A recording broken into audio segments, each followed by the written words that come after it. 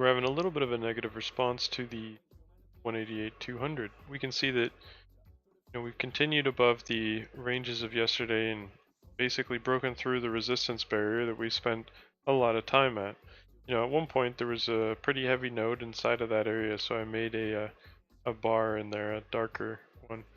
And using it as a support after having used it as a resistance barrier so much is normal. But where we used to use it from as a support barrier, typically it would be from falling from this high. So we know that that range used to work like this, and that could be in store for today, basically. Usage of this range. This could be the preliminary support to a Wyckoff. We could be doing our buying climax right now.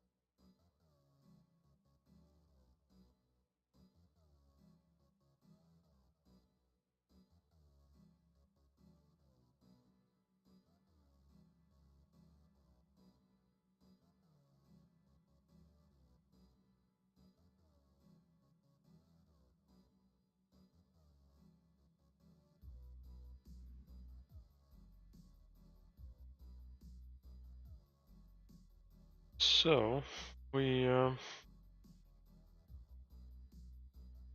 come back to test the highs of before, and honestly, it's been grinding the 188 very, very, very tight the whole time. Right in the middle of where the range used to be. I have that fast fear kind of response, so any movement that we get to the downside is subject to just being a counter trend move. Ultimately, the red zone presents the most threat. But like I said, it's not safe to drag any stops above the blue line, no matter what.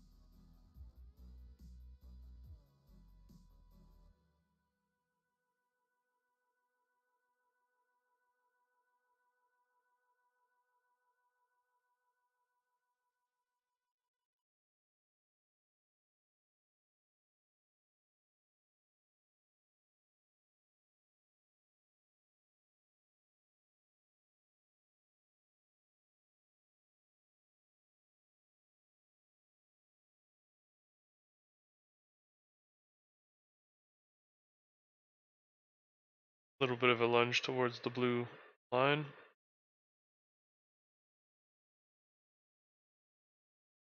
Remember, the top of the gold bar is also a 261, so coming back to test that at some point is normal.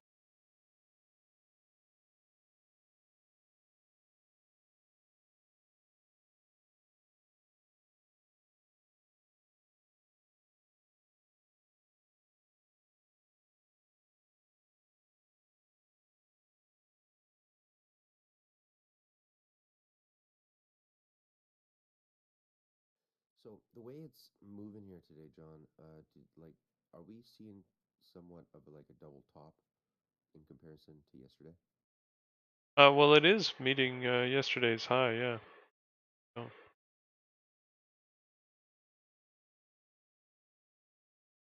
does have that going for it. Not really too sure if it wants to stay up here, or if it's like if it quickly blasted back up to like take it all back. Well, I do see it at the very least getting back to the blue line, but getting up to the red zone could very well be the final destination for this push. The move to the blue line could just be a counter trend move on the journey to the red zone. Well, just because I'm looking at it on the hourly, and we're pretty overextended, and we did a double top, we could be if we come down eventually, we could be using that as like an M B point. Yeah, potentially, but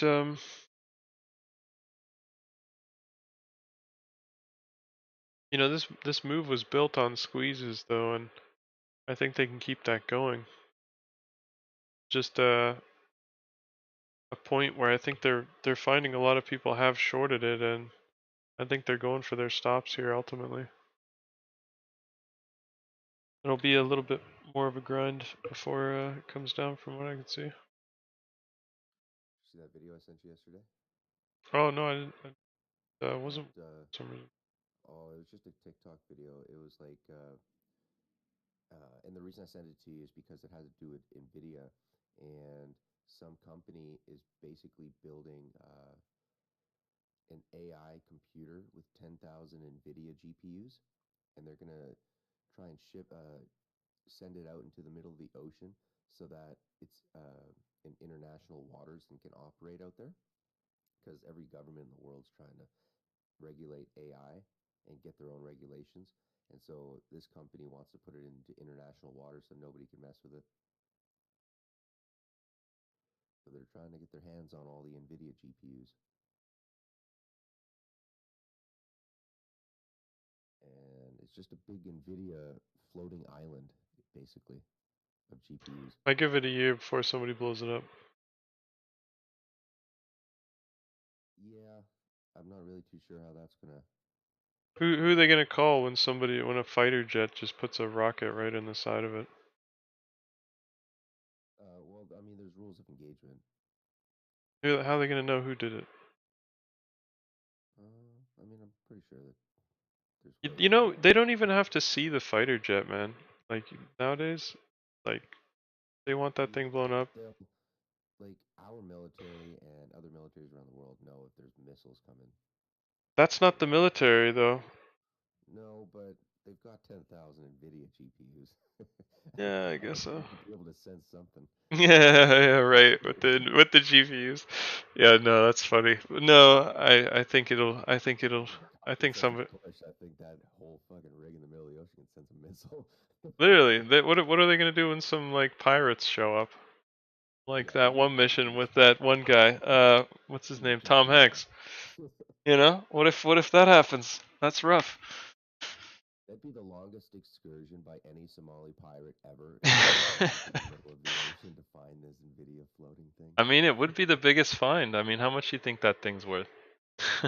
They actually just found a sunken treasure ship off the coast of Colombia this week, and it's worth upwards of like $20 billion. They found like ceramic cups and like gold coins and bars and shit. I think the AI thing is a threat, and people are gonna blow it up ultimately. I think the people on that ship are in danger. Well, Tell you what, even what's I his was going to face? say I'm still waiting for Tom Hanks to make a movie on the submarine that imploded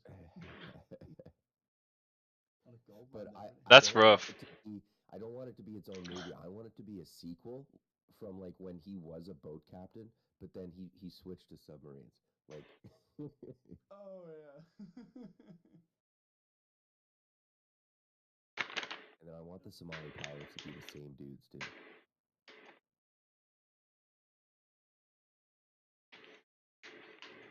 These bastards keep following me no matter where I go.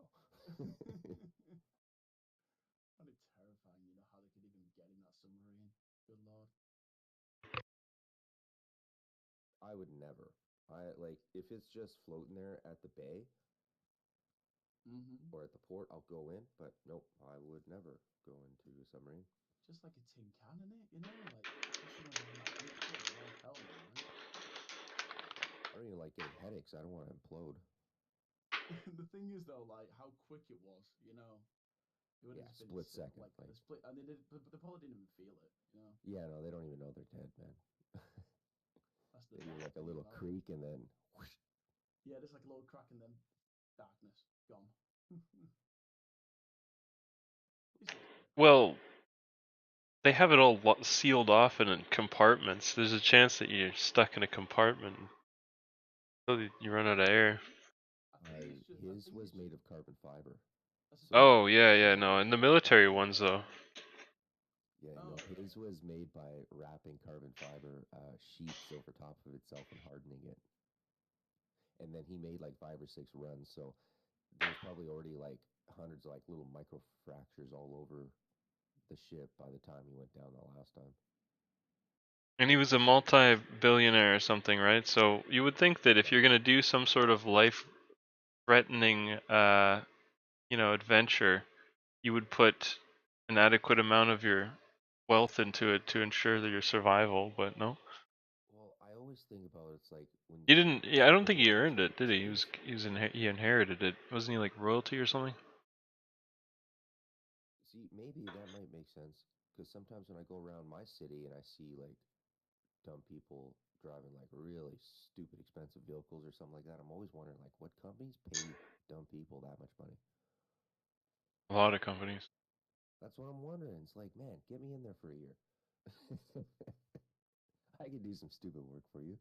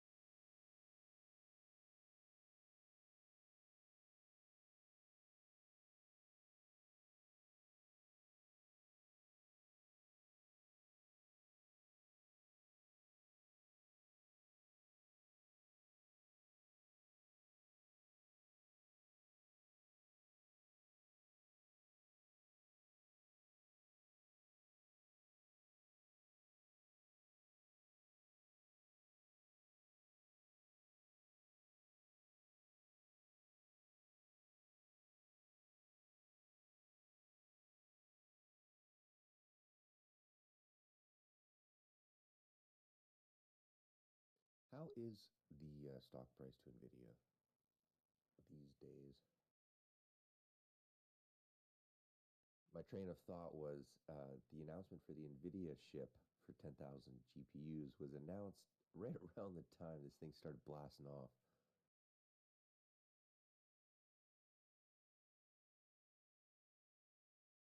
Oh, I think you muted. Yeah, it was AMD earnings the day that it really started blasting off. Okay. Just took that. I took the high there actually and rode it down to the blue line. Quite happy with that. Nice. Slow, but just put my profit target there and boom, nice.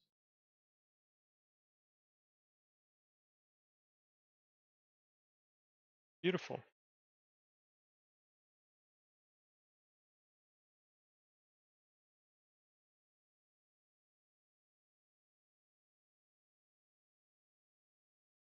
Quite nice. There was never too much faith in it really, but had my stop at the highs, so I was thinking it should be safe. It's just any small movement there could have wiped it away, right? So Yeah.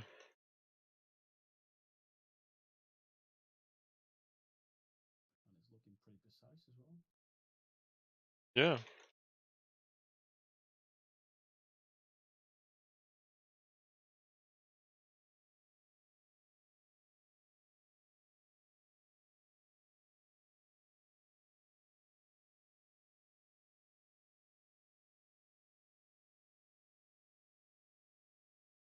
Now it has that downtrend that we can see has been created in here.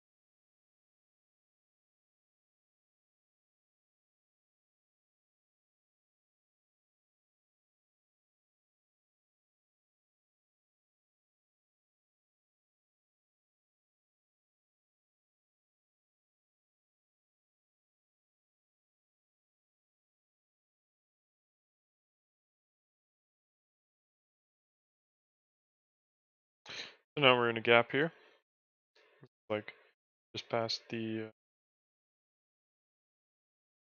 61.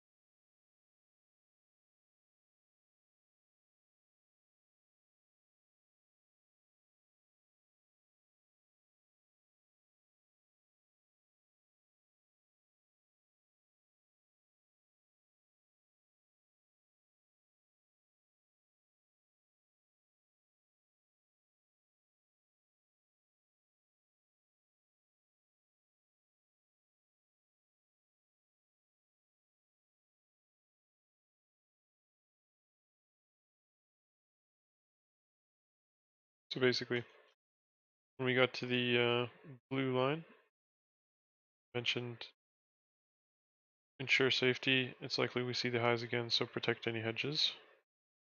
And of course, we're moving the 78% retracement. 78% of the dump has been retraced off of. Now, funny enough, I do think that we will see the blue line again at some point today. So no long trade stops are still safe. None of them are safe above it.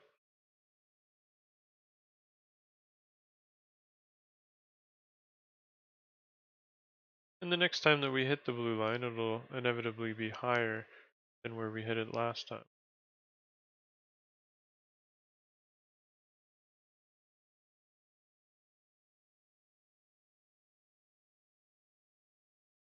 Interestingly enough, John, I have that blue line that I drew a couple of days ago that I sent to you. Oh yeah? It's not far up, and it looks like it's just below the red zone as well. Okay. So that should be interesting.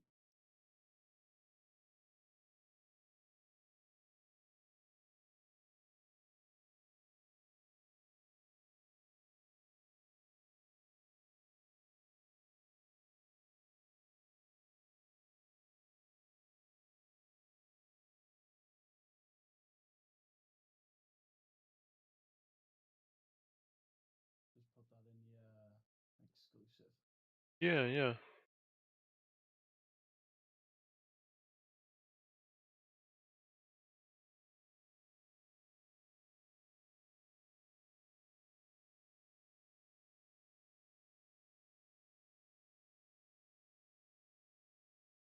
Interesting.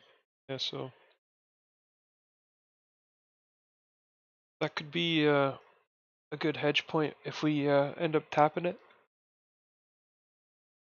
Yeah, for sure. I was thinking the same. Also, it depends on how we run into it. Like if we run at it, it could be more attractive.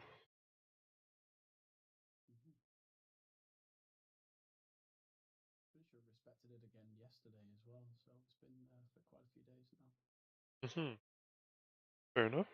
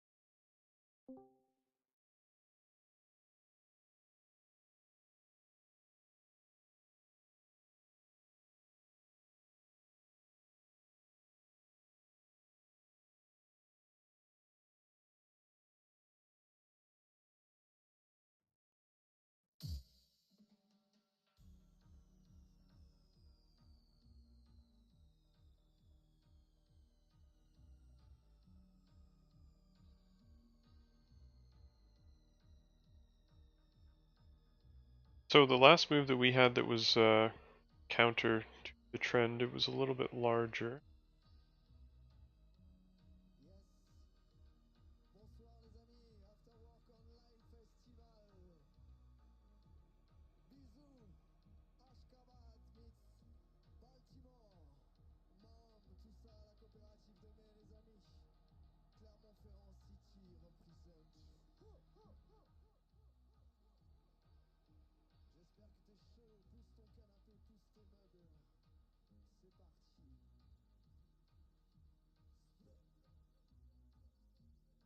So one thing that we have to be aware of is that we came up on a W, and we're one move away from making an M. So we do have a trend that's essentially coming into play shortly, and it'll be a matter of I think buying a little bit more time to stay with that trend and then ultimately break it back to the blue. But along the lines of creating a triangle potentially.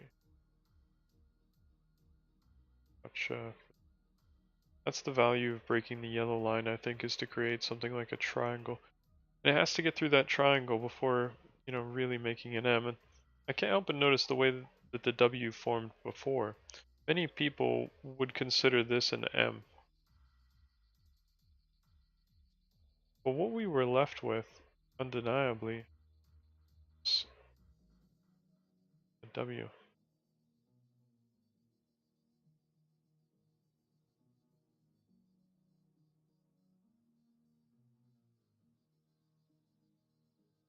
Quite interesting pattern, overlapping each other like that. So, it is true that on making this pattern, it gets that triangulation, and doing that again would give us roughly the same thing. So that's all I'm suggesting, is that we might have some sort of triangulation on the break of the yellow line. Ultimately, I don't think that it's going to prevent us from getting to the red zone though. So everything that it is doing, I am skeptical of, as everything that it did do has been retraced so far 78% of the way, and the triangle can obviously take some time to complete. I don't think it's going to take as long as the. However, this one was something that was created, today, and not pre-market or anything. So everyone will see it.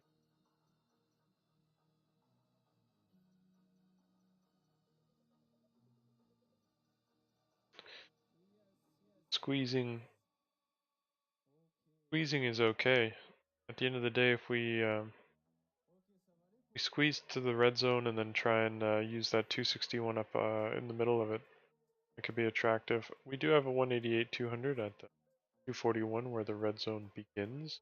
So having a response to that could be on the table also. I do question whether or not this move that we made at the beginning of the day could be of use, because that distance that we have right here is very similar ultimately to what we used in the last consolidation. And looking at how much we've consolidated here now, um, could we perhaps generate the same kind of move? I know it's like this one more so started with this move, and I guess we didn't start with this move, it was larger.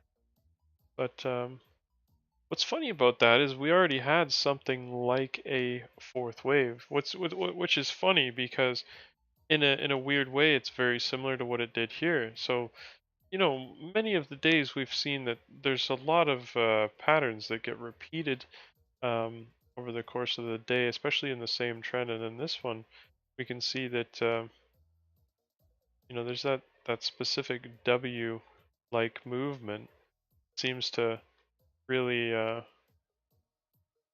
get things going. You could say that it starts with an M that turns into a W. I'm like, where have we seen that before, right? I'm like, does that look anything like this?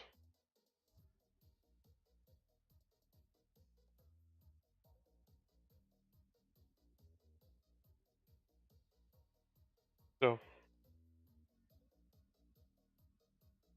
that's something that we have to understand is something that is part of this trend. This trend is probably the most important trend in regards to our ability to change things, and it's miles away. So that's another major thing there.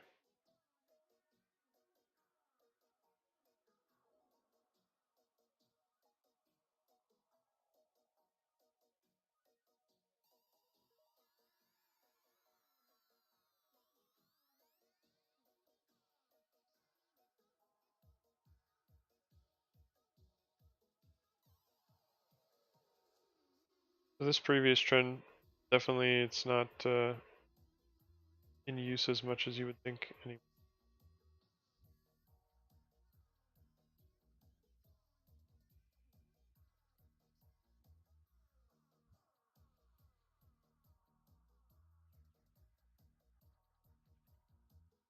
And it's like it becomes a question: Are we seeing any W's that could potentially turn into M's, or M's that could potentially turn into W's? Because there has been no time throughout this trend that we have not been forming an M or a W that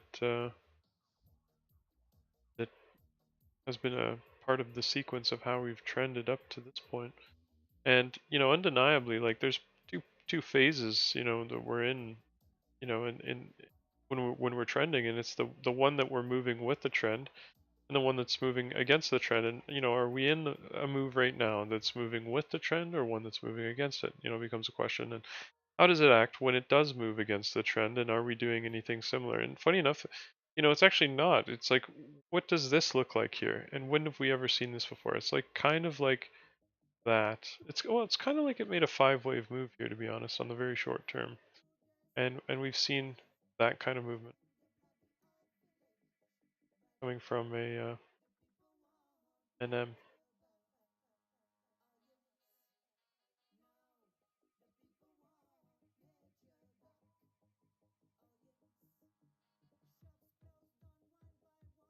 So already in that environment, I do see that it respects this kind of uh, like nature, and like already I can see that is a similarity. Ironically, this one managed to go 2.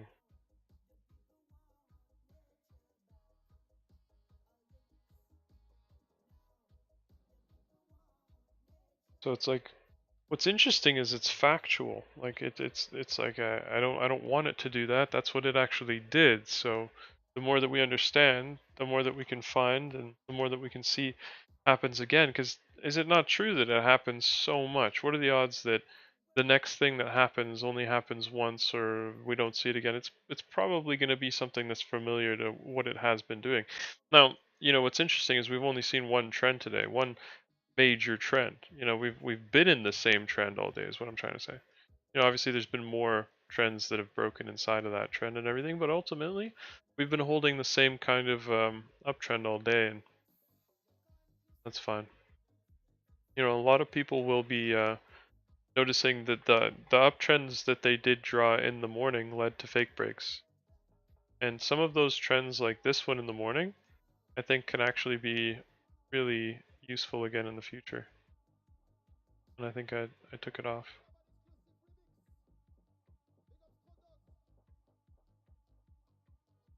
Because my argument towards it being useful again in the future is that it touched it a lot here, came back to it to hit it multiple times.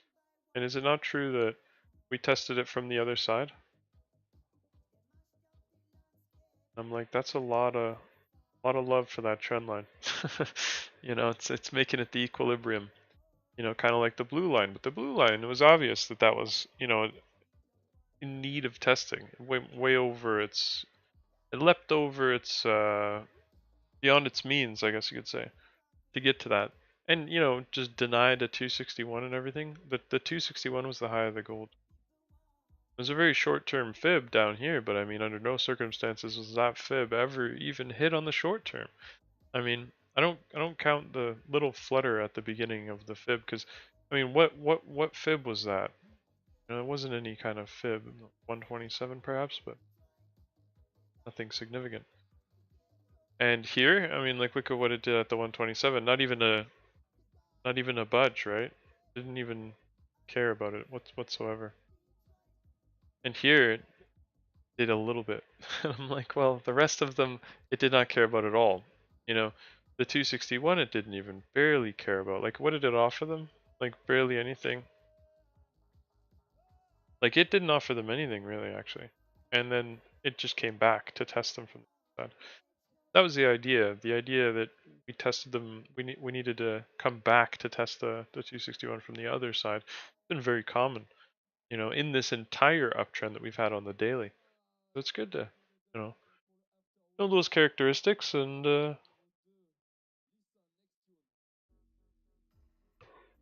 not obstruct them from happening.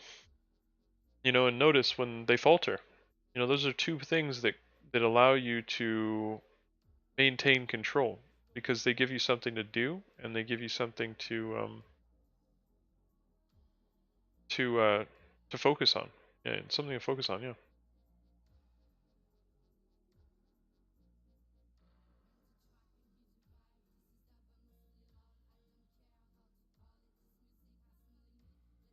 And how many 5-wave moves have led into like 7-wave moves or 9-wave moves?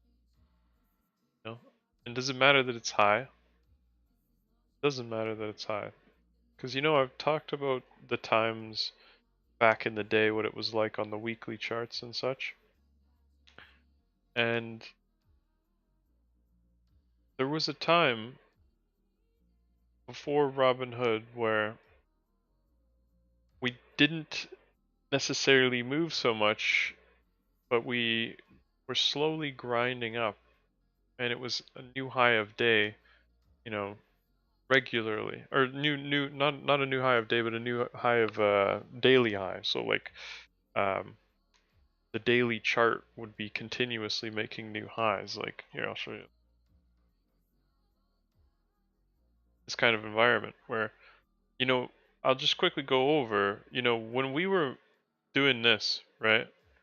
Um, this is the daily, so every single candle is one day, you know. This is like 2015, 2016. We just kept going up and up and up and up and up and up and up. And it was already high. I mean, it came off, and then it started to go higher, and then as it continued to go higher, it needed to come off less, it would seem. Is that not what happened? And when it doubled, it didn't care, it kept going.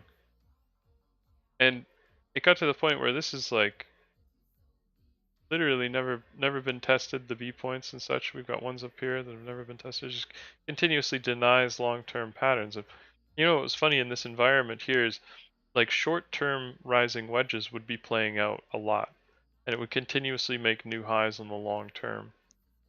So if you ever tried to play a rising wedge on the long term, it definitely gave some trouble. Yeah, I just want to point out another major thing here too. You notice this movement right here?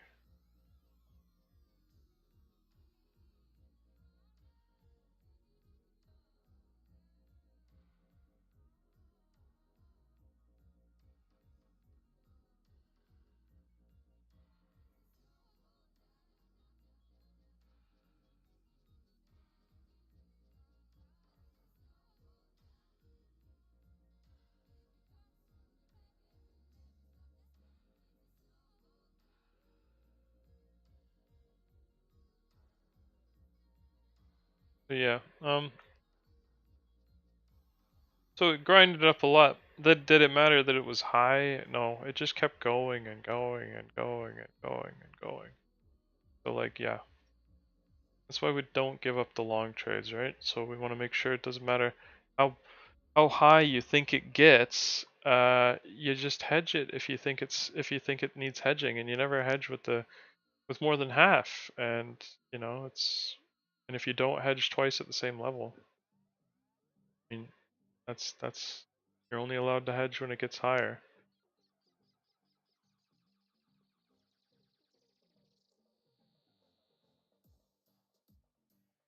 You can hedge twice at the same level if you've managed to take profit, but not allowed to take two losses at the same level. Then you're good to go. and you can't catch up with how much you're making on the core. And after all, we can see right now the nature of it trying to make it difficult for the people that broke the last trend. And you can see we can see how flawless a trend break can be. And then it's like, what happened with this one? You know, what's funny with that one is it offers more potential, and it didn't break favorably for those that wanted that potential. But you know what's funny is by the end of the day, these people will realize that they're in the middle. That this fib set right here can actually be applied yet again, but not for the fibs inside the range, the ones outside of it.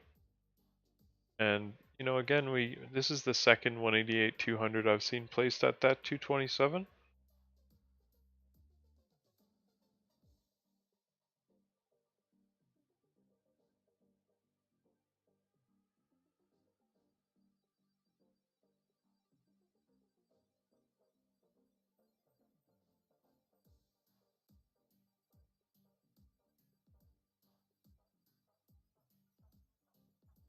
I'm like, okay, how do we make it through green zones? You know, if I was to draw a schematic here real quick, like it would be like this. Here, and I'll try it again. Controversial point right here. If we're going to make it through it and stay above it, then that's something that we'd be interested in. Or a variant of this, but all the components are the same. Like the first spike comes off, the second spike hits it, we have a negative response. We have a little bit of a chop here. I don't care if it's one red candle, but it's something, some noticing of that area. And then we step on top of it. We see that red candle again. And then it doesn't have to go up. But when it does it effectively, it's a very, very effective process. And I can see even in here, when we made it to this green zone, we hit it twice. And when we came back up to it, we consolidated. We didn't test it from the other side. But the 100 left open. And could it be done from the red zone? Well, of course it could be. Check out the last green zone.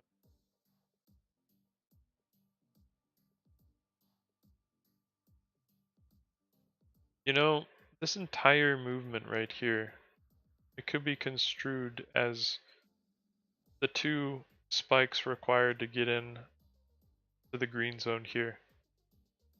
And what we did today, the consolidation as we're passing it. I think that green zone is actually quite important, you know. Like, not in any area nearby do we have an area that's as strong of a node as that one. Like, look at the size of that node. It is absolutely larger than anything that we've had in this immediate area. So I'm like, well, who thinks we're not going to use that as support at some point? That's definitely going to become support at some point, you know? So, and what's funny is we're above this point now, only just a little bit. You want to know what it's going to look like if I put some fibs on that? You know, it's going to look outrageous. The fibs will suggest that you know, we could be getting to areas like this, so like double what we have. Like that's intriguing. What's the value of making this area into support? Maybe being able to use those fibs. It is a good point though. But down there.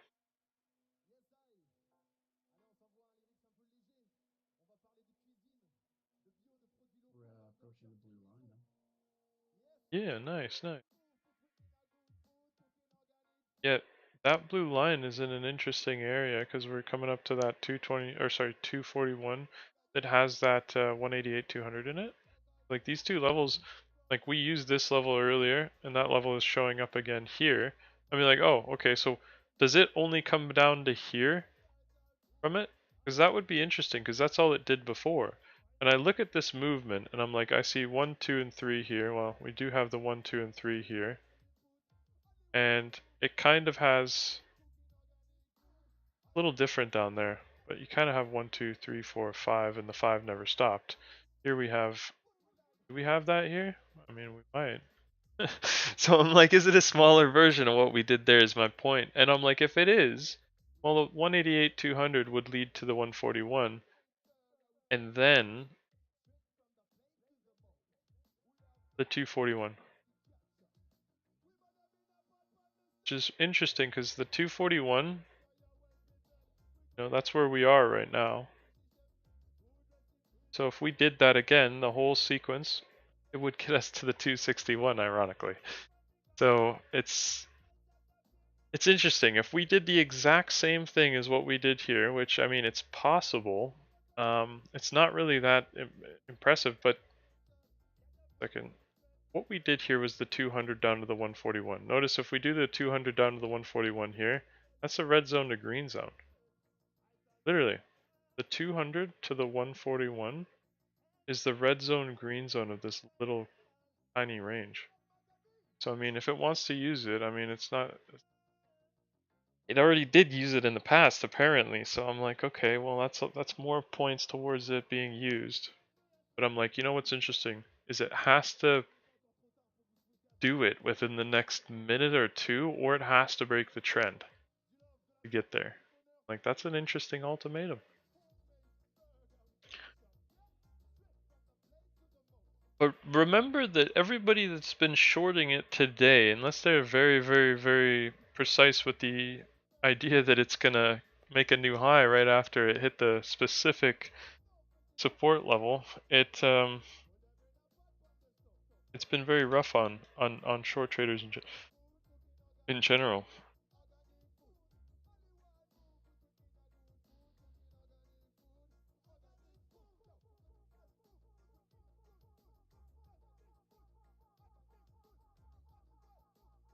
So of course this level is a B point now. Doesn't look like it's going to be as forgiving as the other 188-200, ironically.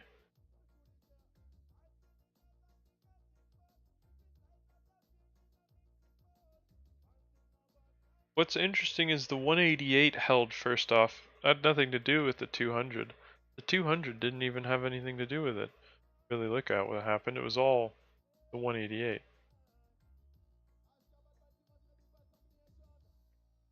And I look at the 188 here and I'm like, well, we've been through it.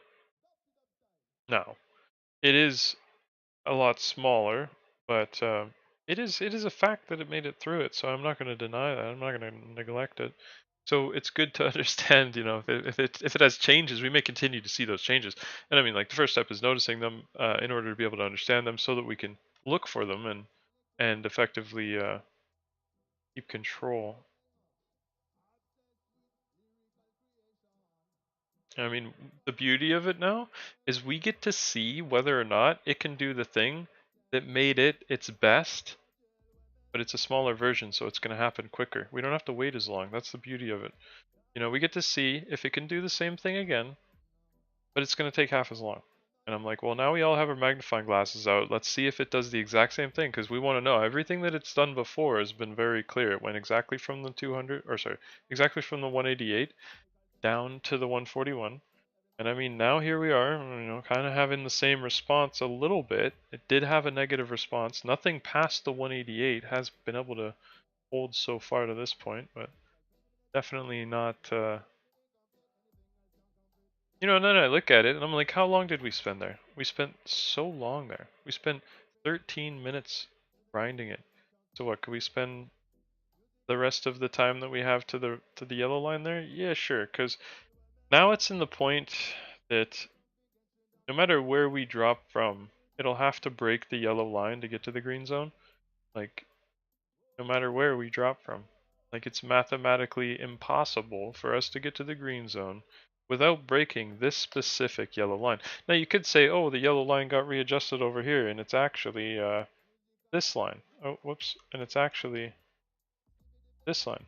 But that's a different line. 60-degree angle, right? This one here is a 61.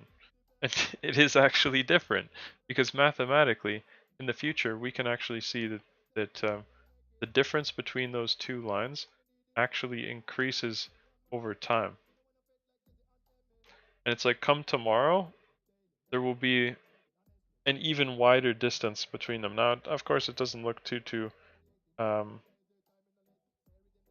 like too much, but it is true that there are different lines. Now, this line is the original line, and I still do like it a lot because it never was truly broken. So I don't wait for that other line necessarily. I think that this line is still capable of inflicting change, and it's close. So I mean, it's good to understand that change can come quicker, and the other line inevitably will have to be dealt with after this one, regardless.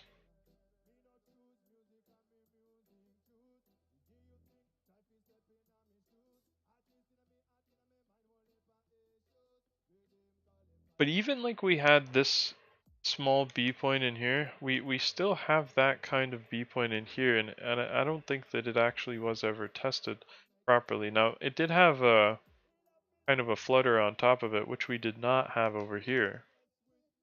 So I just wanted to point that out as well.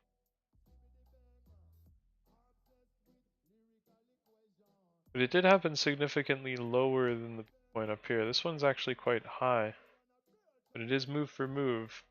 Very much the same thing. Slight differences.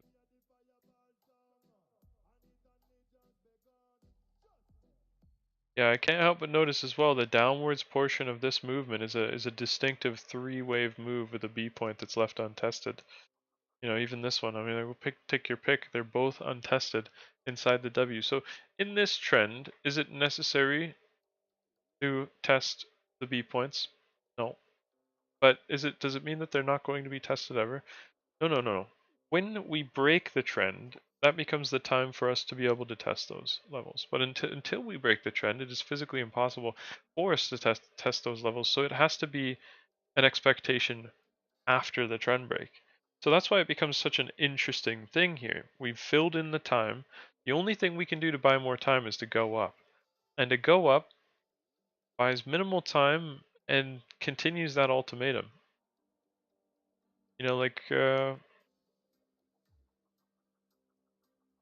Its methods of going up have been quite effective today because it reminds me a lot of a crab. When we get a tight coil up like this, and then it manages to move like that. Okay, and we know this is an 88 to an 88% retracement typically. It can generate that really strong movement. Now, ironically, the B points haven't been tested. What does it mean when they start to get tested? Well, it means like, the thing that is the most powerful in this trend right now is coming to an end, undeniably. And when we start to see that, even with the smallest of the smallest B points, we understand that its motives are starting to change, that it's starting to become allowed to test B points. And to somebody that is analyzing the risk of the situation, would you not say that that's a risk? That changes like that one present like, oh, what happens if it happens in a bigger picture? If we start seeing this in the small short term, okay, well, what if we did that in the bigger picture to any one of these levels? Because right now it's being denied. It's like even an M is being denied. Interesting. Because what do? We're rising on W's and so on and so forth. So this is a really interesting thing because if you look up what these W's mean, they give a profit target of coming back into where they chopped, where they started, basically. None of them have managed that, right? So it's quite intriguing. Like, you could say there's some on the short term and everything like that, but the ones that count, that offer like any kind of serious profit, any kind of profit that would require liquidity, you need some kind of movement for that, and all the ones that provide any kind of movement look like they haven't been tested. What's funny is they provide a really attractive exposure to the trends when they do break. It means that when you're going for a hedge, like let's say at any given time on the short term, once you make that hedge safe, there's a chance that it makes a 75% retracement, or a significant retracement to get down to levels like this.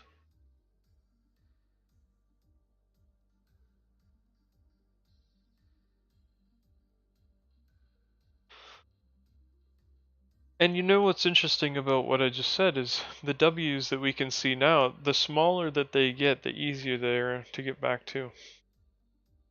And all it takes is one to start the trend of getting back to the B points, and God forbid that doesn't break one of the significant trends holding us up, right? Or else it'll, it could start a snowball effect.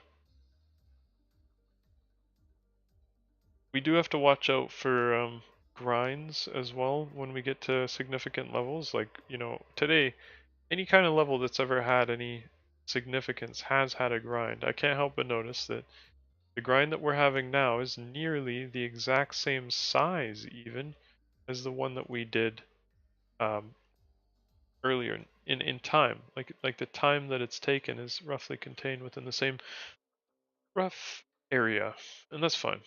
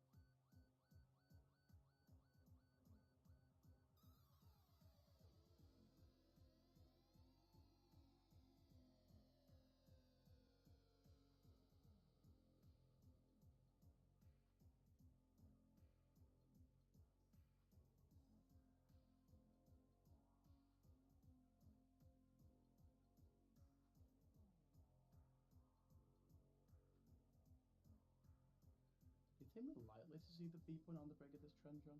Or just the green zone? Mm,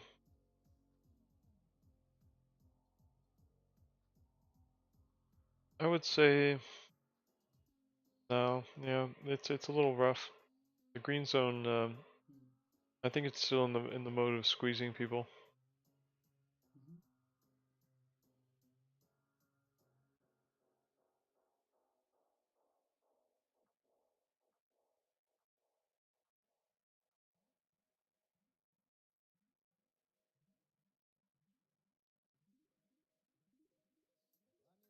I think that first move right there is just captured a bunch of chasers and they're trying to go for their stops right now. And then it might come back down to it.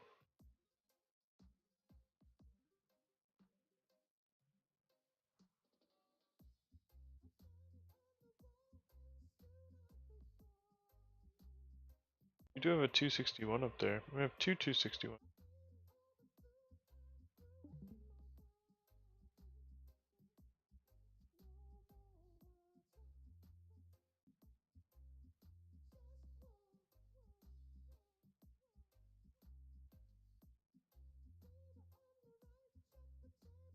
Last time the 188 led to the 141, which would be the green zone, but undeniably it's taken a lot longer in this sequence than it did in the.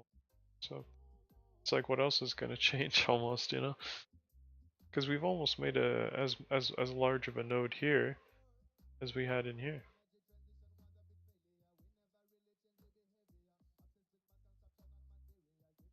Still hasn't quite topped the blue line either. Oh no, eh? That could be on the table soon.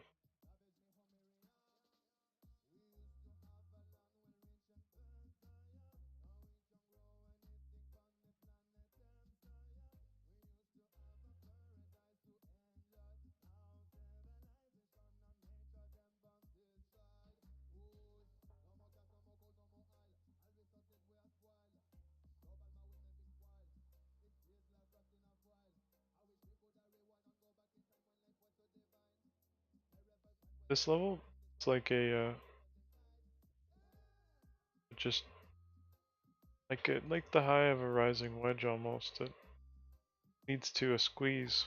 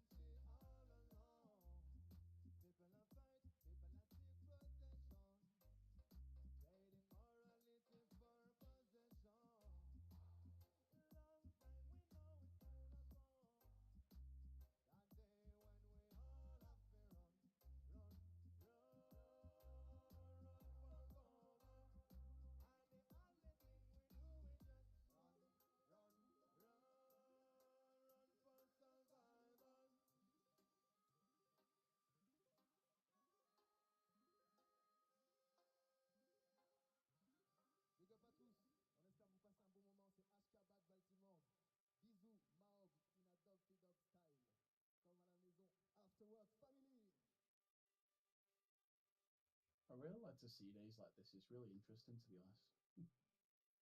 honest. Mm-hmm. Yeah, it reminds me kind of what we did in this range here. Green zone, the red zone. Got to the red zone, it kind of grinded.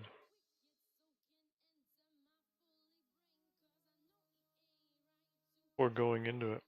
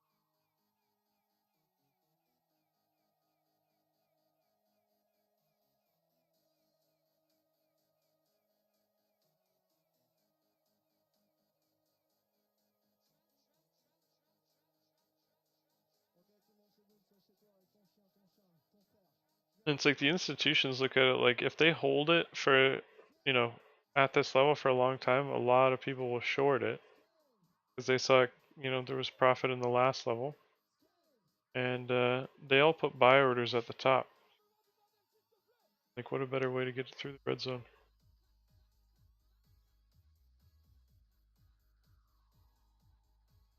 than to trigger all those buy orders.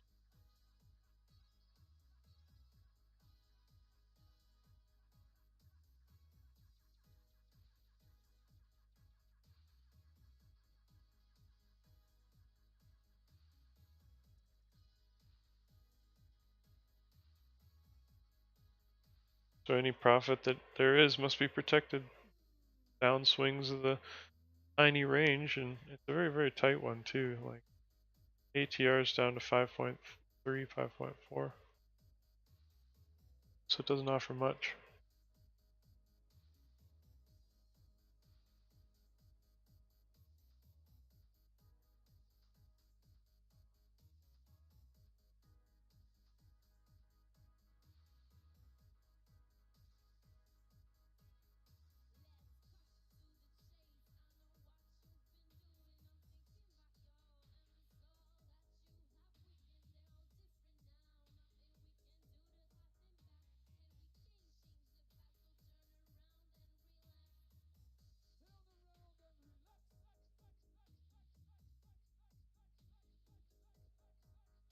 John, did you see the announcement for well, should I say the announcement on Twitter for the announcement of GTA 6?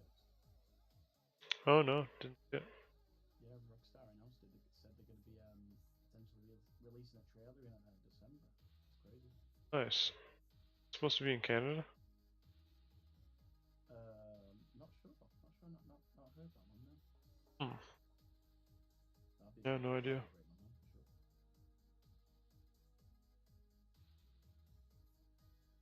People have been waiting like 12 years, dude.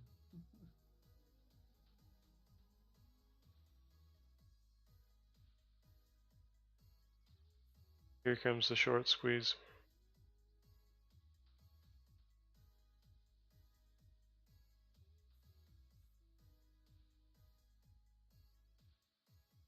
I bet there's some people who don't believe the institutions exist and then you see shit like this. Everybody's getting stopped out. And we do a little bit of a red candle just because some of them instantly get their short trade back, and they put their stops at the high of the last green candle and stop them out. So it's just give them a minute. Go for their stops again. Stopped out again.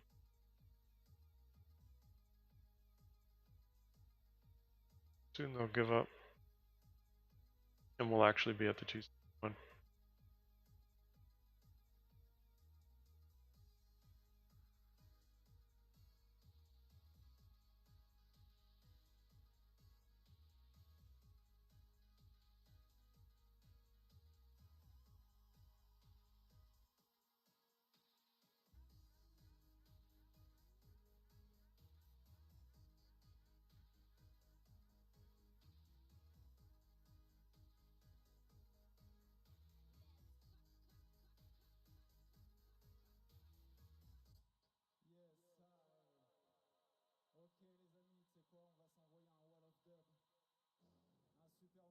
So they got them again.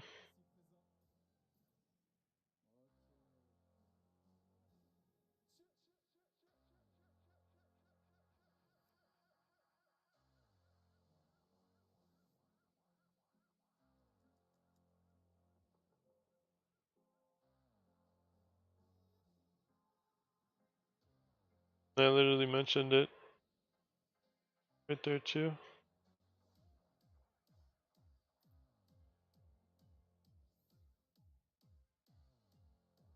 And I said it though, of course. Pretty boring until then. But it's literally they're waiting and like rounding everyone up to make them advance the core positions that are supposed to be held. No better way to trade than to do it that way, right? So beautiful.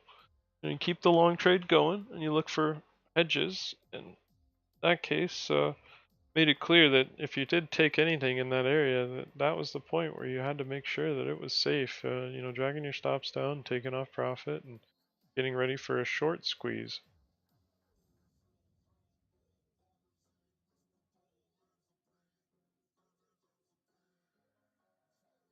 Also with an explanation of exactly how we did the last red zone and how it worked for those people. They have a similar effect, this red zone.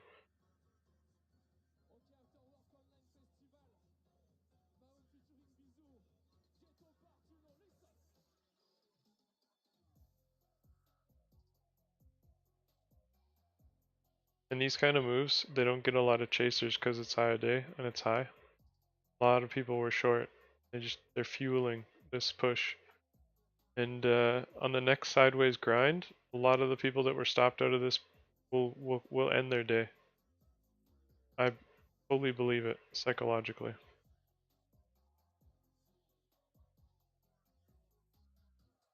So that's the beauty of it. Then they'll be out of the way for the rest of the day. We can get back to moving like this, because this is how the institutions like to move it. This is what happens when the people get pushed out of the way. Because nobody's buying up here, right? Like, you know how they're buying? They're getting stopped out though. So like they try to sell a level that just worked here, and it's their protection orders are buy orders, and they all just got, like, if anybody is still short from that level, they're getting absolutely railed. And somebody is, I think, some, like, not in here, but somebody should be short and they're actually dragging their stop up, or they don't have a stop and they're going for their account with this kind of squeeze. Like, and I think they've caught maybe hundreds of people that just bought puts or something in that environment, and they're all just getting absolutely railed. They want to take that full value away. Ruthless. But this is, and you can count on the fact that most people aren't going to be chasing this because they're afraid of buying high. Simply put, 9 days in a row or whatever, it doesn't matter. They're not going to be buying up here. They should have held. That's the name of the game, and that was the plan. I mean, no other plan have I ever talked about. So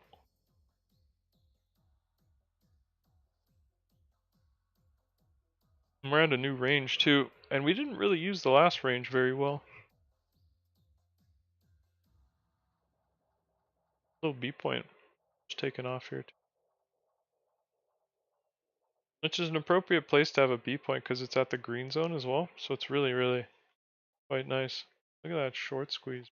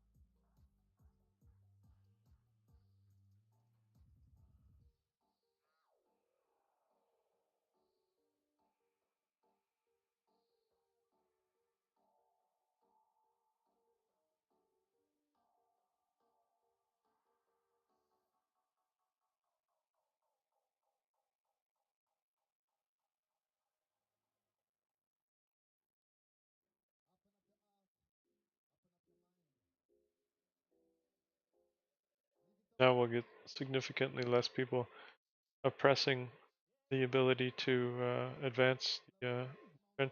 Also, this yellow line, I think it's going to have a lot of responses in the future.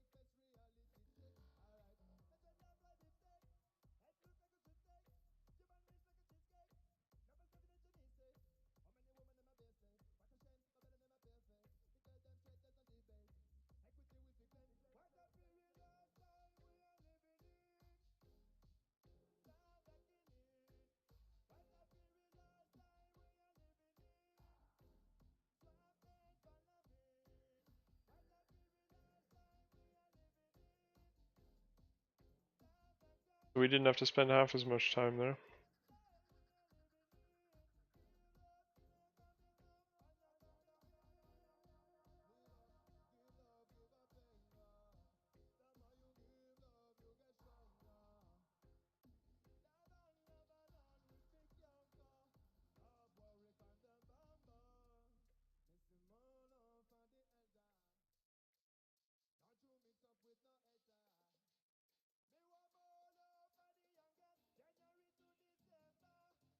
The green zone is likely to be seen again here. Curious about that. The last one wasn't. I do think so. Ultimately, got some time to getting to the yellow line. It could happen before the break of the yellow line as well.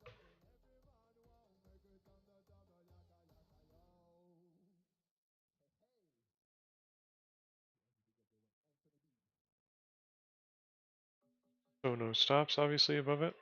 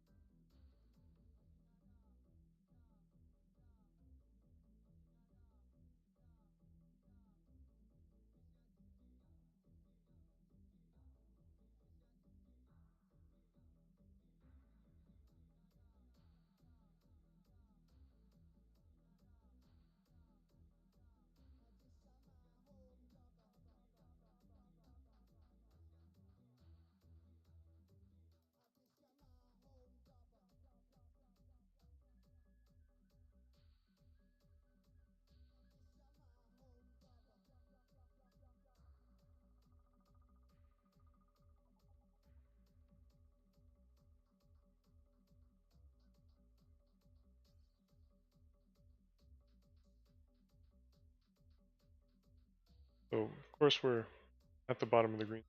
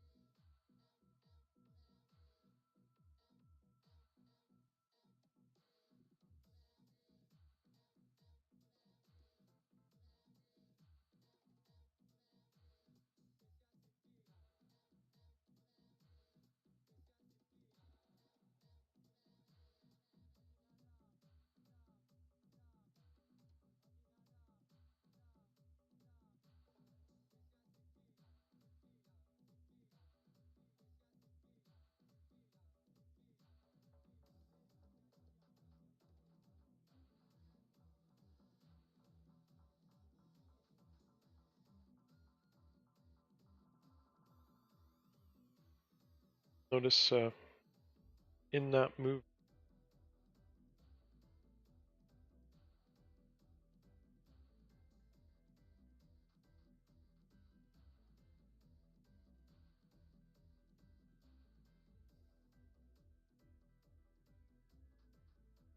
you essentially played out the W.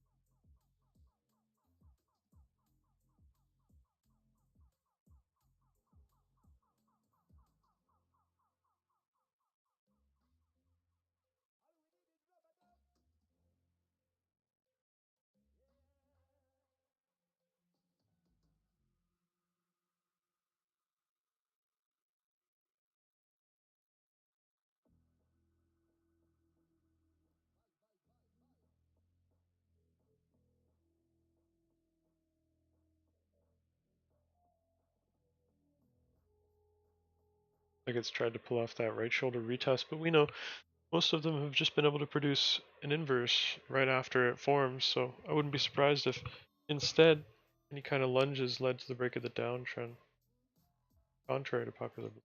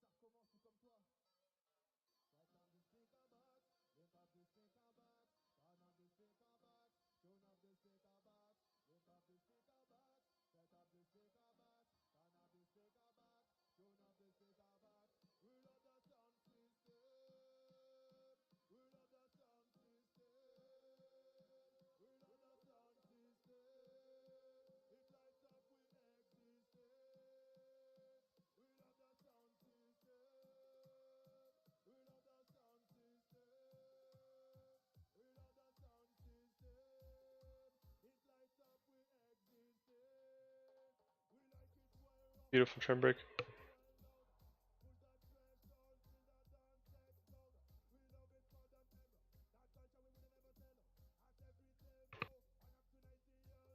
Can't ask for more than that. The head and shoulders just absolutely blew people's socks right off.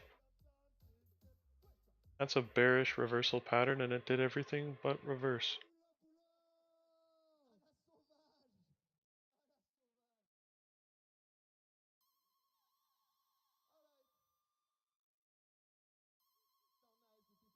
The blue line gets tested again.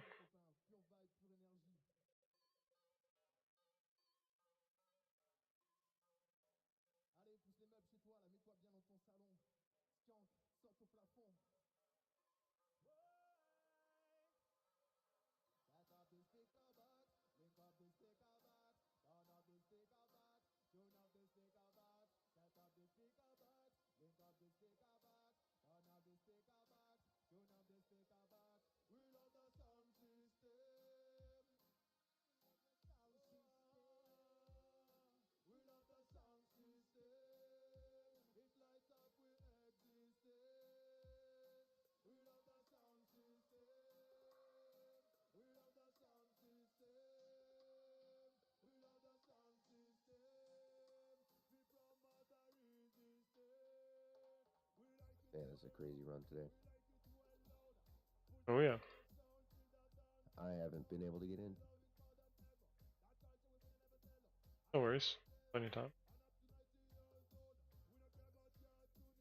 Yeah, it's weird. So I'm not normally around this long. I'm like, damn, it's still a little early.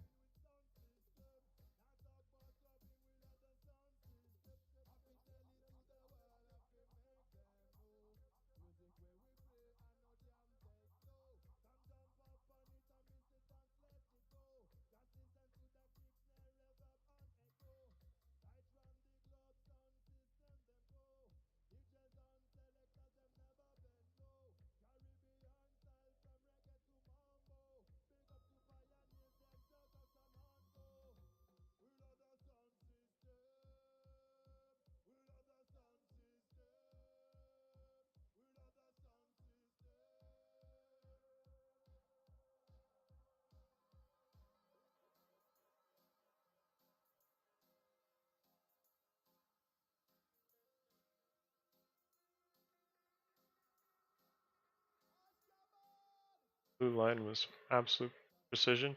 This is so far working like a Wyckoff. Phase A.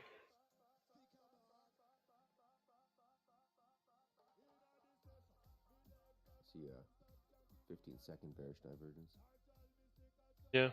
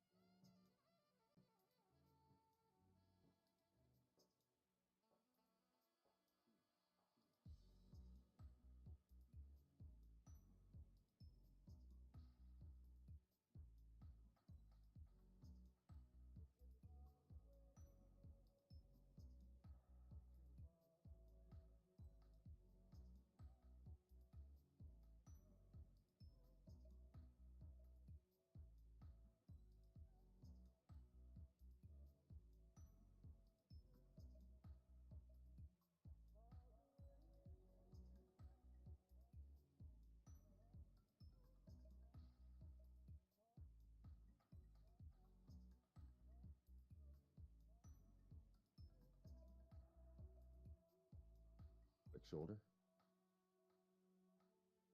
Yeah, trying to be.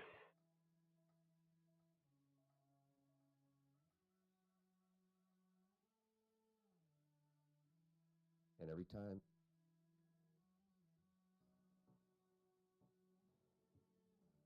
Every time what? I was about to say something and then I lost my train of thought because then I started thinking about the volume node there.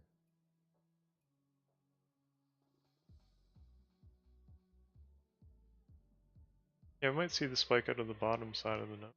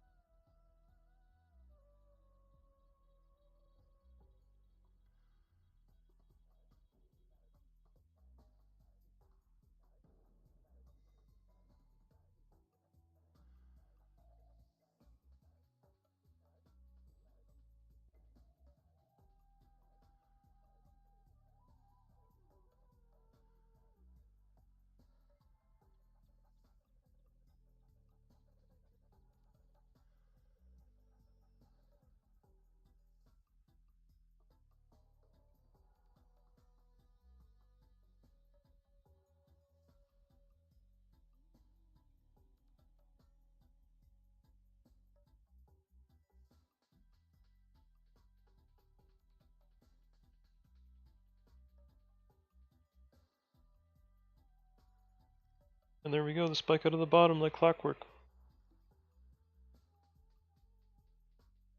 So anybody that took the right shoulder is profitable. To this point, you want to make sure you're safe because we're going to return right back to the node. And that might be unfavorable for anyone that's shorted. Could be off of the red zone too.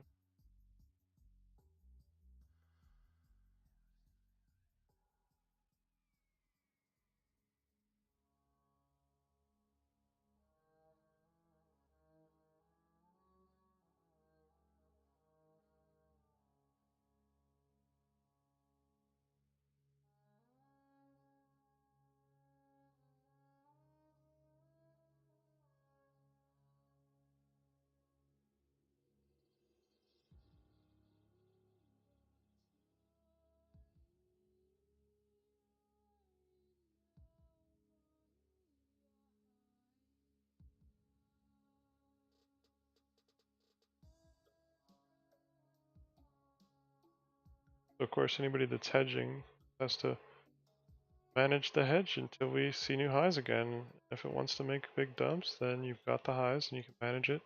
We get to the B points down below. If not, we repeat the process at a new later high. It can start like a short-term trade and develop into a long-term one. No stops are safe underneath that green zone at the top.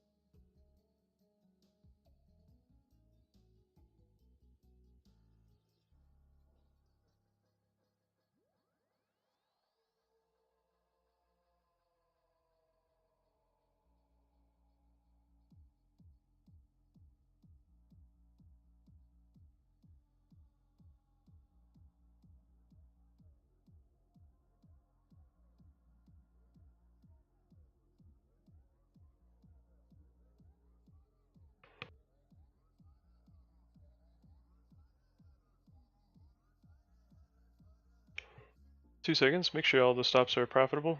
Watch out for the blue line as well, but I'll be right back.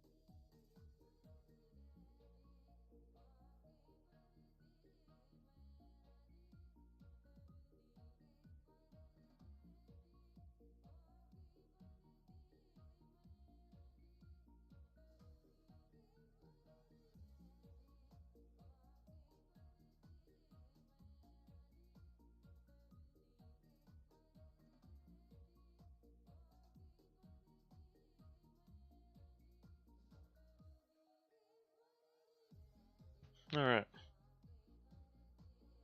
So far, it's like a small 5-wave move we've had from the highs.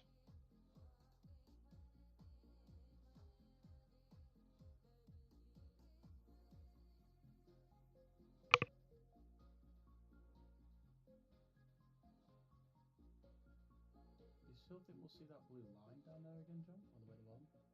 Close to the B point? I'm not targeting or nothing. It's basically if a short-term trade can manage to get to that level, that would be ideal. But I'm not hoping for it by any means.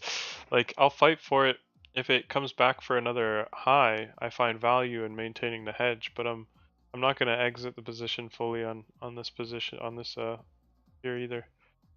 I'm a little iffy on saying it's definitely going to get there, but I will trade for it, and it doesn't even have to get there. But am I going to allow it to take money from me if I'm short at the high? No, no, no, no, no, no, no, no, no. But do I value being short at the high? Could it potentially get there? Yeah, yeah, yeah, yeah. But it's not one of those set in stone things. It's not a high probability trade. Like we're fighting against a squeeze here, and the only way to do that safely is to be long. And if you're just shorting, it's very dangerous. You're fighting against like whoever has all the money to push the market like this. And they only reverse it with very, very, very specific things. Like you can see everything is very, very specific. And the like everything from the spike on the top to the spike back up to the green zone to the spike down after everything's only been spiking up. We've never seen a spike down like that before, but I expected it. So it's like things like that, something that we've never seen before in today, something that was so necessary to happen ended up happening.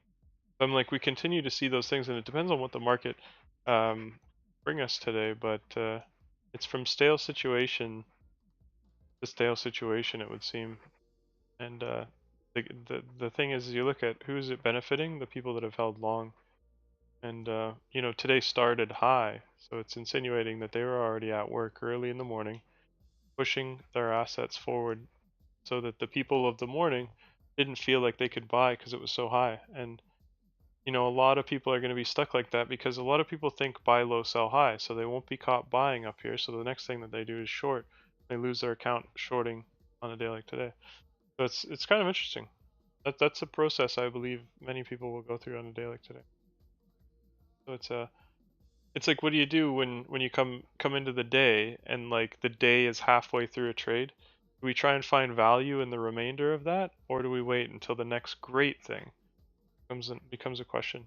Do we settle for the remaining half of the trade, or do we wait until the next great thing presents itself? We don't get to choose when it presents itself. It's like fishing. We don't choose how big the fish that comes to us. We don't choose when. But what we can say is that fish come every single day of all different sizes and shapes and times of the day. Sometimes they come more at different times of the day, and sometimes they're bigger.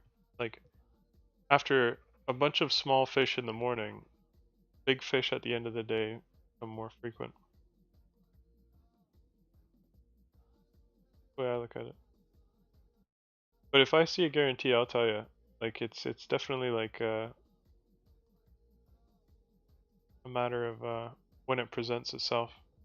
And there's never one at all given times, right? Like the last trend that I put in there ended up breaking just like the last every single one of the yellow lines I've ever put in today is broken in the direction I expected it to.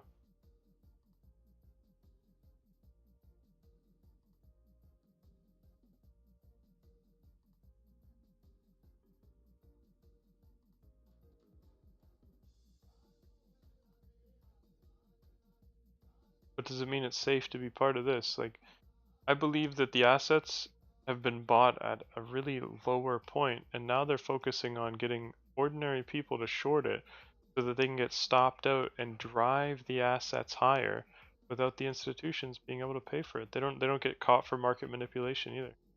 When they stop people out, it's legal to stop people out, but it's illegal to push the market up in favor. So if everybody's in the big bandwagon together and they push the market up for everyone, it's illegal. But if they convince the ordinary people to get stopped out and drive the market higher, that's legal.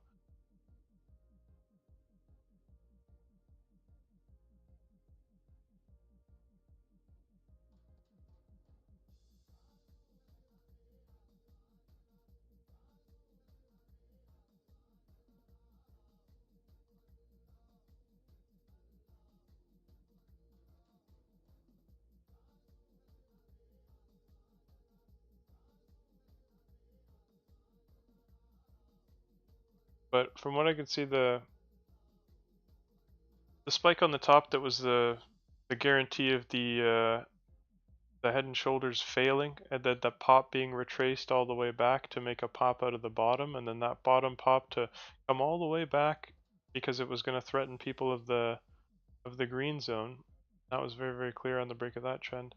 There's no movement in this area that has insinuated that anything is unclear.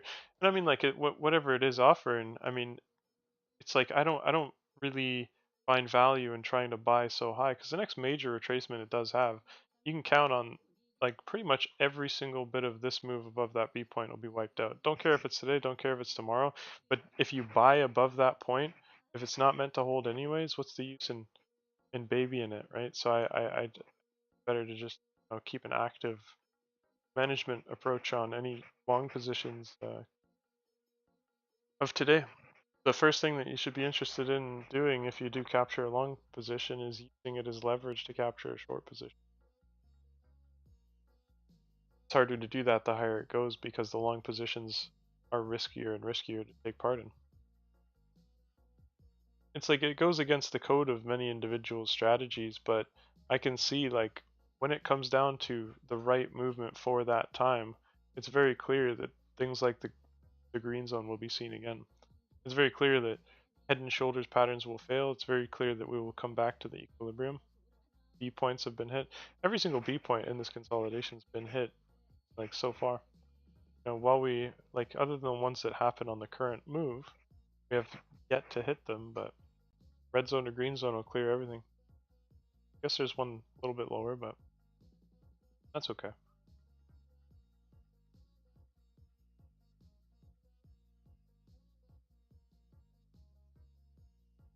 But today is a day where all of the big juicy targets that have presented themselves have trapped nearly everybody that's tried to go for them. Put them in a position where they have to, sell at a loss, or sorry, buy at a loss, ironically, and as the market pushes to new highs, every single advancement, every single consolidation we've had has ultimately led to a new high a day. And it's changing its method of doing it, which is intriguing.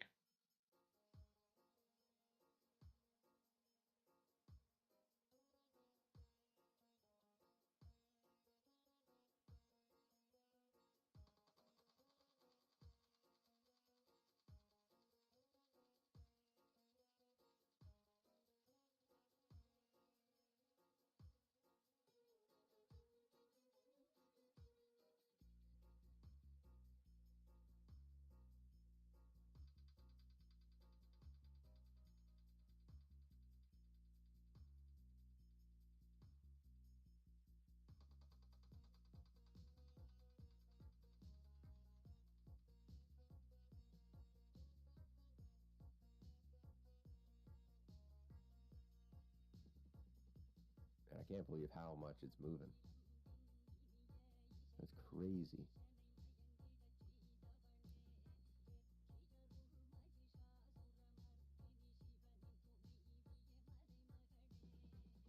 Yeah, we literally might be going back into what it was like in 2015 or something like that. Where we're just grinding up every single day. That'd be wicked. And that's the thing. A lot of people, they'll come in and they'll expect it to go like back and forth, and it literally will just keep grinding upwards and stopping them out. But like when I first started here, when it was 3 years ago, so 2020, just before COVID hit, and the markets would just go like 200-300 points one way all day. Mm-hmm.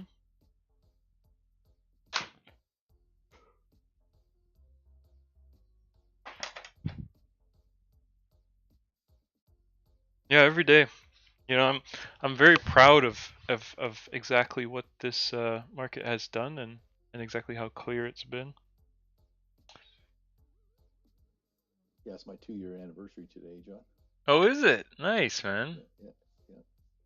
Stuff.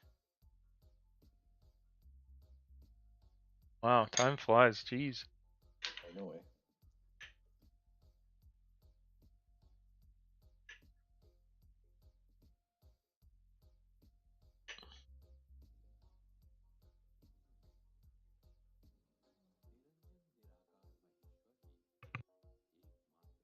Yeah, when I started, the markets were at their peak, and we're ranging at the top, and then it's friggin' dumped for a year. Now it's friggin' coming up.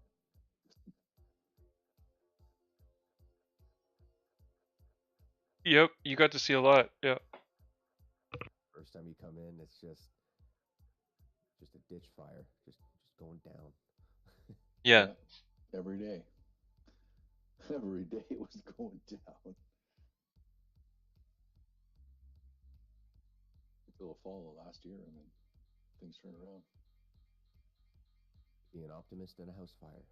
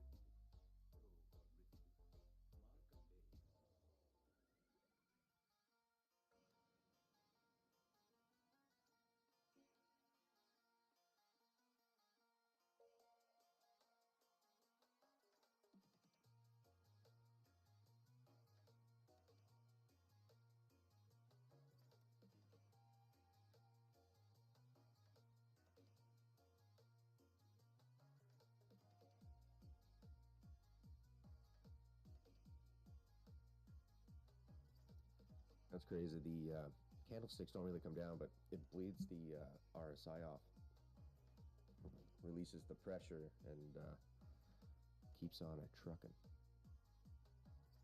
Yeah, I see it's pretty centralized on the short term. Let's see what's going on over here. Yeah, everything's still high. Like we ran into the red zone at the same time that we ran into the red on the RSI, and it felt that for a bit.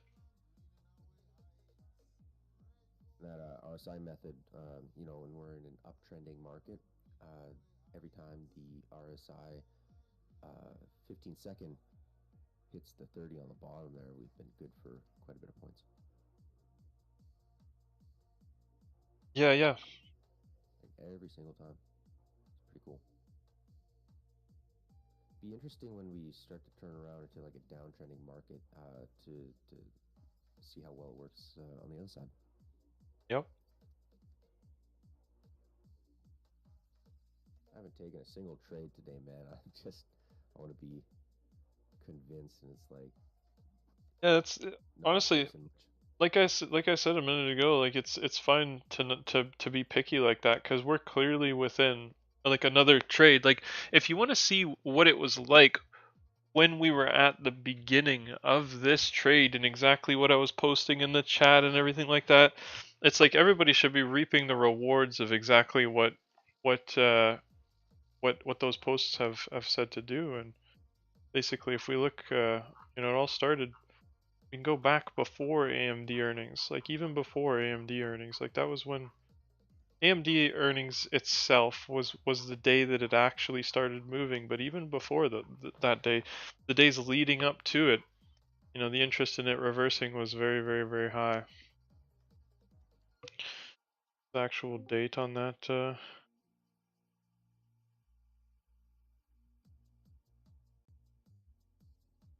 first.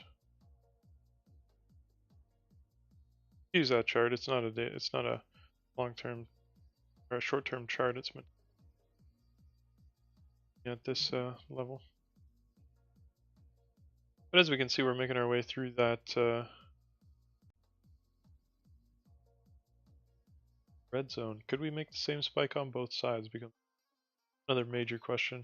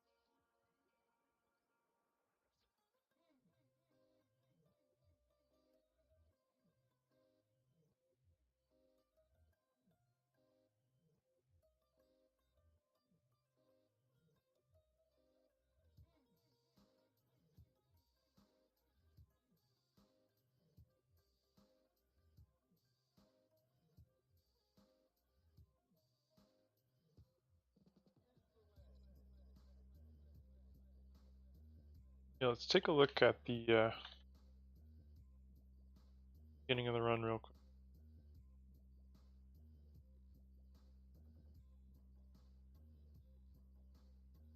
What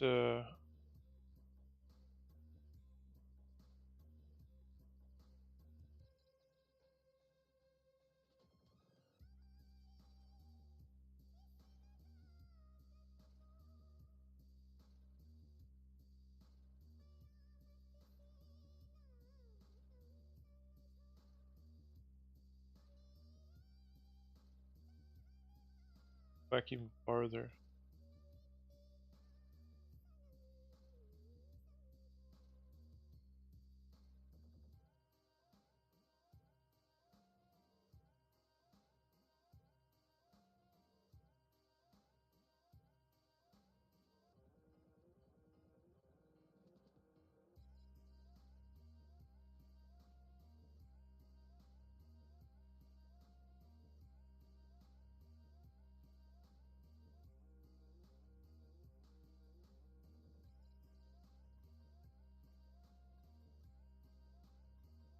Yeah, basically, it all started with this range ending. Like, if we can all remember how important it was to use that gold bar and what it meant to actually get away from it, and like, how we actually stepped beyond that area and what it looked like at the beginning.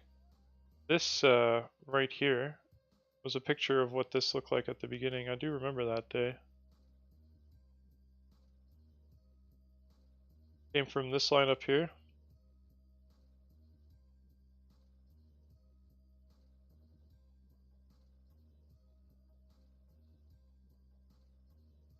So like originally I looked at it like this one, and you can see it came from that red line up there, and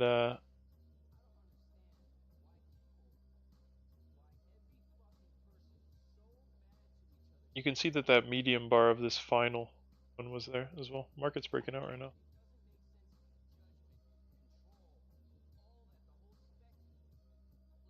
Got another trend up here.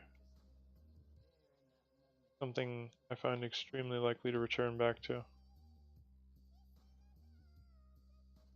Significant as it is the movement the market chooses to do given the time that it has.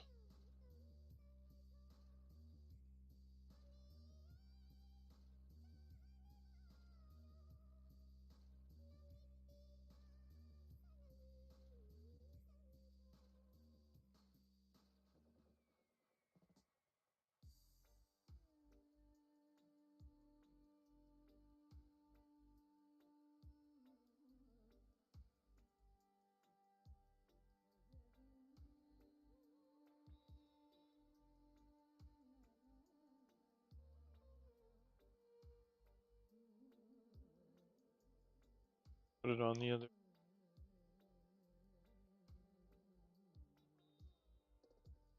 So remember what I was saying about making the same sort of both sides this channel. That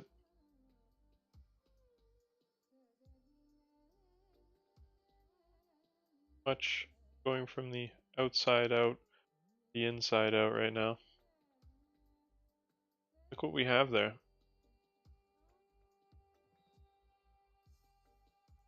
A small gap is what it used to be.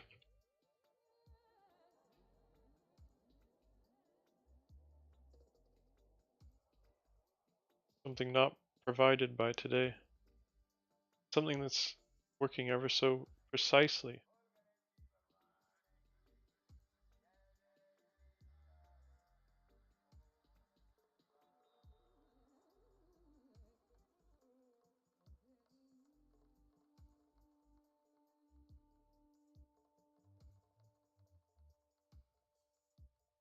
Blue line. That may be all it chooses to do, but obviously the red zone is the baseline of the spike, so getting to that option. We do have a B point in here. We can consider that too, but something tells me they want to fight the people out before getting to it.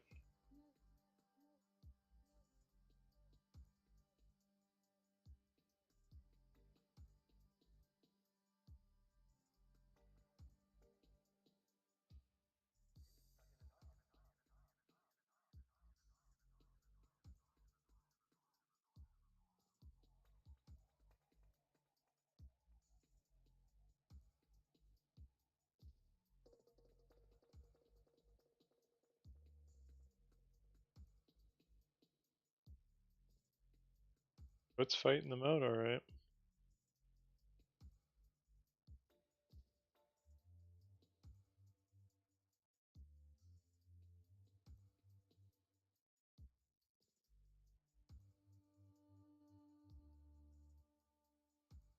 You know, it becomes an interesting thought when you can see that all that was sold off was bought back up, right? But it didn't offer an attractive buying spot, did it? So it's like, why is it so favorable for the buyers when it doesn't offer a quote unquote attractive area to buy? So high up here. Well, because it's not being fueled by people that intend to buy here and sell higher, being fueled by people that have shorted it and didn't take profit at the blue line because they've kept their stop at the high, and it's true. So that's what I say. When it's very much in danger, so you have to make sure that you have that control. And as I said, when we got to the blue line, that may be all it decides to give. Of course, where are we in the sequence of things? You know, we're at the 161, barely even hit it, and then we passed it just to hit it from the other side. The 188-200, which has been a common fib for every single consolidation today that we've managed to make, we've managed to get to the 188 of that consolidation, of every consolidation. So what about this one? And if we can't make it there, well, that says something, because that'll be a first. So why the change? And what kind of change would that be? Is it a change that says that this trend is getting stronger or weaker? Obviously weaker, right? Because it's not able to hit the same target it was otherwise hitting in the trend before when it was at its best. So, you know, could these changes that it makes now make it easier to get to the trend that breaks everything? You know, because like inevitably, until we break this support line, the red yellow line, we are in an uptrend. Fact. Look at how far away that thing is. You think if we fell there right now, we would break it? No way. You know, it would hold, I think. Well, it depends, but there would have to be some sort of event backing it up. But yeah, no, it's really far away. And otherwise, how many trends will have to break first to get there? And what can they break like? Can they be terrible at breaking? Can they show us how terrible the trend breaks so that nobody even wants to be in for this one by the time we get there because they've been hurt so badly on every other trend break? Yeah, it's a possibility. After all, we know the assets are not being sold. You know, they have not been sold today. All they've done is drive them for more profit. And if you're exposed to that, then that's phenomenal because that's the name of the game. Today, you know, I come in and the first post that I made, like every single day, is that we have to find a hedge every day, not sell the core. But you can't, you know, like a hedge is only good if you've got something to protect. And you can see why this move is worth protecting and not selling. That's the idea. And there's plenty of times that I said it would be difficult if you give it up. And we can see why. And I mean, how many times has this happened, right? Where we've got a big move and I'm like, hold it, hold it, hold it, hold it, hold it. And it's going to benefit for the long haul, you know? We use strategies to protect that, protect this asset, protect this amazing trade. But then at the end of the day, it's different for everybody, you know? If you haven't caught the low, then you're subject to being part of the next retracement. And we all know that. And you know, we're closer to the end of the move beginning, I'd like to think. So we do have to keep that in mind. Contrary to popular belief, because popular belief, you know, thinks this thing will never stop running at this point, probably closer to the end, I would say, for sure. At least on the short term.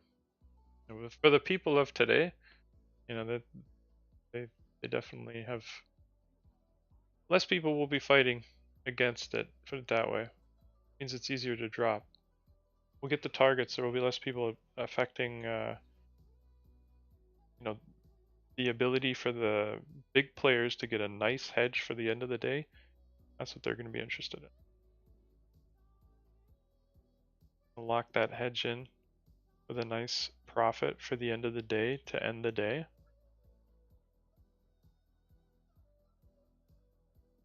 But they're making sure that the entire day is difficult leading up into that mode where every day we see at the end of the day we increase in volatility, and we can do a quick look at the ATR and just, you know, see how that happens every day there. You know, like yesterday, you know, 1 o'clock we had a huge meeting, but there is an increase in volatility. You know, even other days there too, you see 1 o'clock increase in volatility here. Nothing even happened that day. 12 o'clock it was going. You know, here we got 12:39 increase in volatility. Average candlestick 4.6 points a candle, right? So each bar is only like 4.6 points. It increased to 7.7, you know? And then here we go again, 12:58 from 5.4 to 7. You know, you just see those increases, you know, the days that we get into after hours movement on earnings and stuff, so that looks a little funny, but that's okay.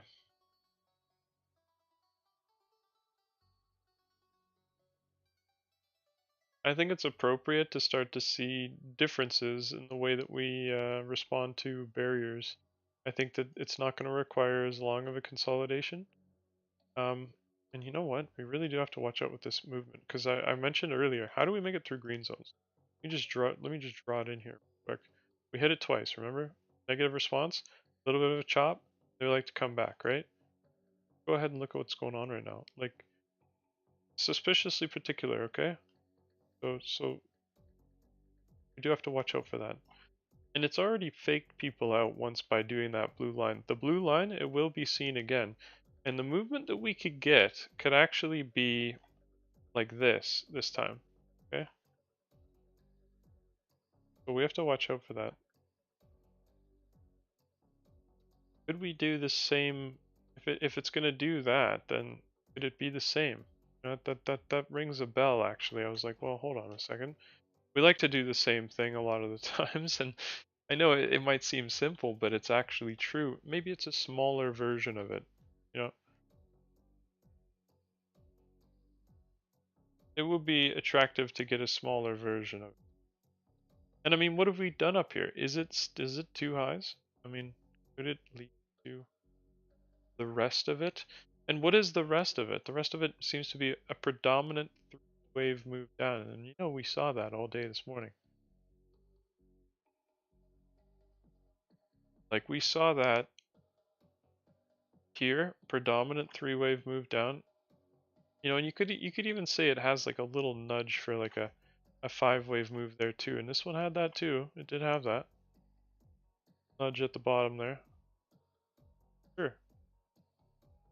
Not gonna deny that, but majority movement, you know, you could see even here, kind of messy, but 1, 2, 3, you know, it had a couple nudges at the bottom there, you could say, but literally, it's very similar. Like this one is predominant. Like I was thinking, you know, majority will look at it as a three-wave move, but in all reality, it tries on the fourth wave. It just sucks every single time. And sure, that carried on into the other ones as well. And I'm like, well, that's fine. We can live with that. So are we doing this right now?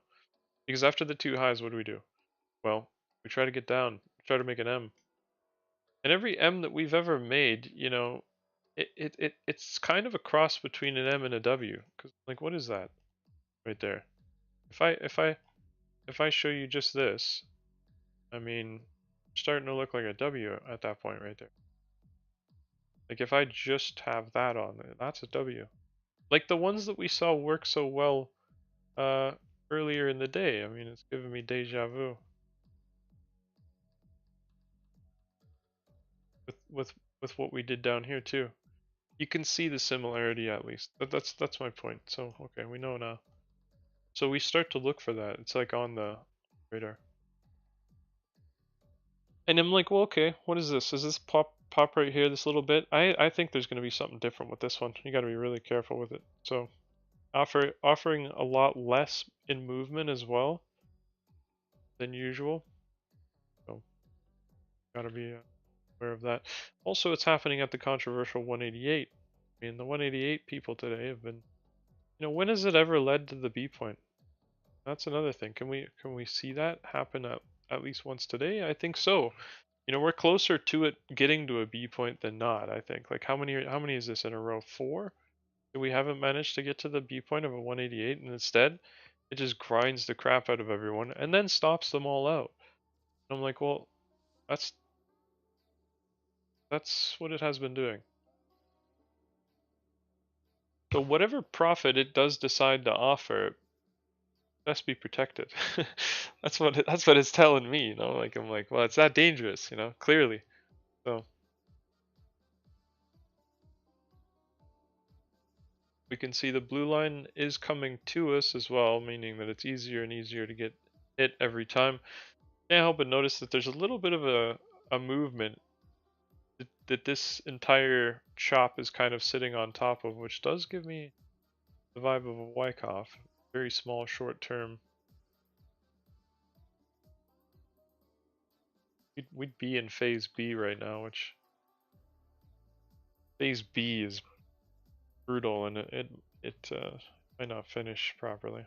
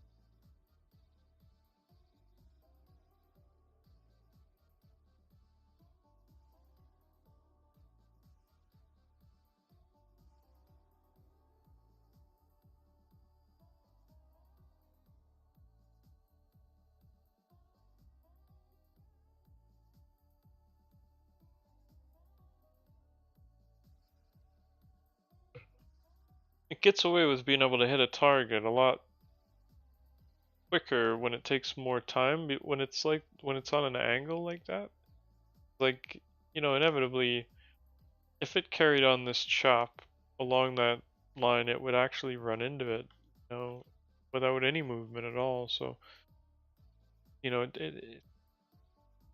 it's good to get it out of the way, to say the least. And how have we treated ones that have been on steep angles like this? Like the ability to ride a level like that up, not break it, and test it from both sides more than once, even just countless times, spinning around that blue line to end it with a very precision test like that. And now we can see, like, every moment that goes on, it gets more and more unrealistic to be involved with that level. Now it's more and more realistic to be involved with this new one. And, you could say it's quite easy to manage this kind of movement back beneath it to test it from below. That could happen at any given time. It does happen to be very similar to the original distance that it made when it started this movement as well. I can't help but notice.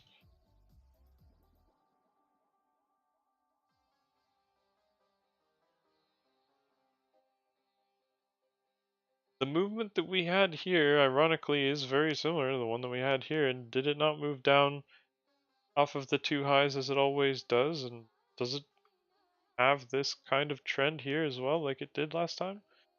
I mean, it's an idea, because where we are right now is appropriate for making that double bottom like move you always see, or that fourth wave that's kind of terrible.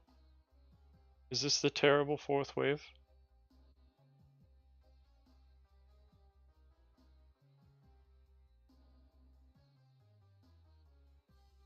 And it all has to do with an interesting spot. I can't believe that everything that they've done again has specifically made a gap where there already was a gap. Like I mentioned that gray zone was a gap before. Look at it now. It's not the same gap that it once was. That's strange to me. Very precise about that.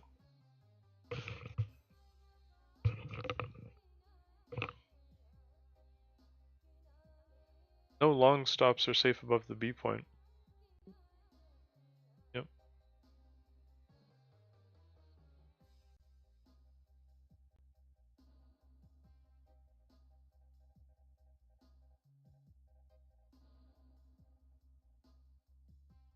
And I mean, if you think about it, like if this is actually going on in here, like why is it so small and terrible?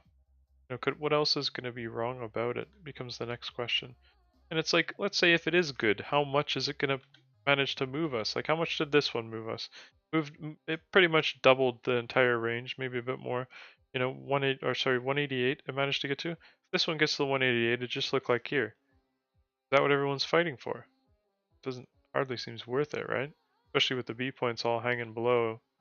Such a big change that is literally something that is not progressive with the trend, but suggestive that the trend and its best qualities are getting smaller and harder to produce each high that we do make.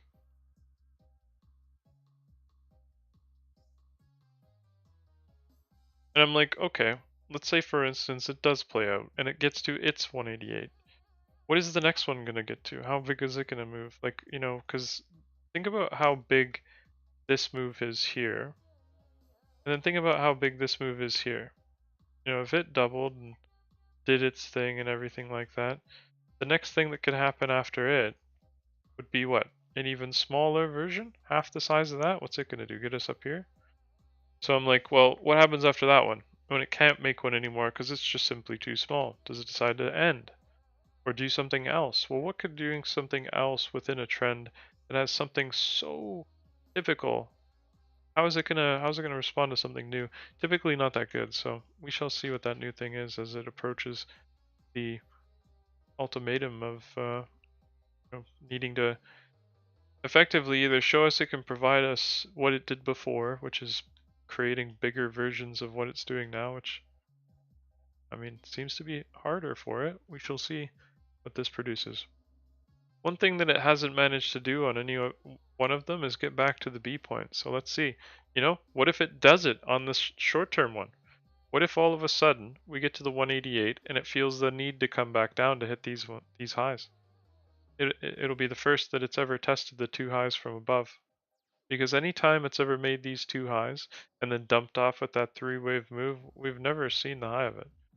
You know, you could say here, it did one and then two and then it dumped off with those three. You know, when did it ever test from above? This has never been hit. And then we go down even farther and I'm like, well, you know, you see the two highs in this green zone right here.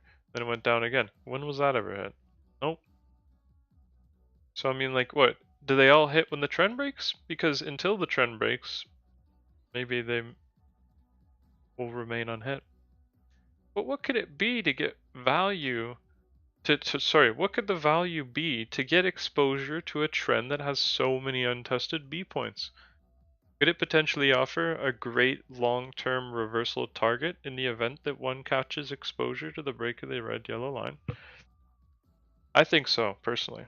I think it's worth fighting for 100%, but you know what? Here, it's like you're in a stream, right? And you're on a boat and you've got a target, right? And you've got one arrow. You might have a couple arrows, sure, whatever. But it doesn't matter. You don't want to waste them. That's the point. At the end of the day, would you take your shot from here? You remember, you're in a stream that's taking you closer to the target. Every second that you wait, you're getting closer to that target inevitably. You know, patience seems to be the key here because you know it's going to be easier, right? And say there's opponents and you see other people next to you in their boats firing the arrows from here, you know, all lined up, trying to get exposure to the break of that trend from all the way out here. It's got a lot of time to play a lot of tricks. Let's put it that way.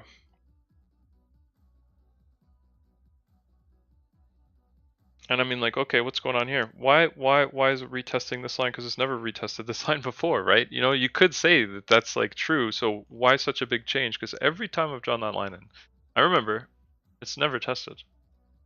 So we can see that something so small may lead to something very large. A lot of the long-term traders neglect the short-term movements, but I don't know how they find their entries though. You know, you gotta find your entry on the short term and make sure it's safe, and then you have your long-term exposure.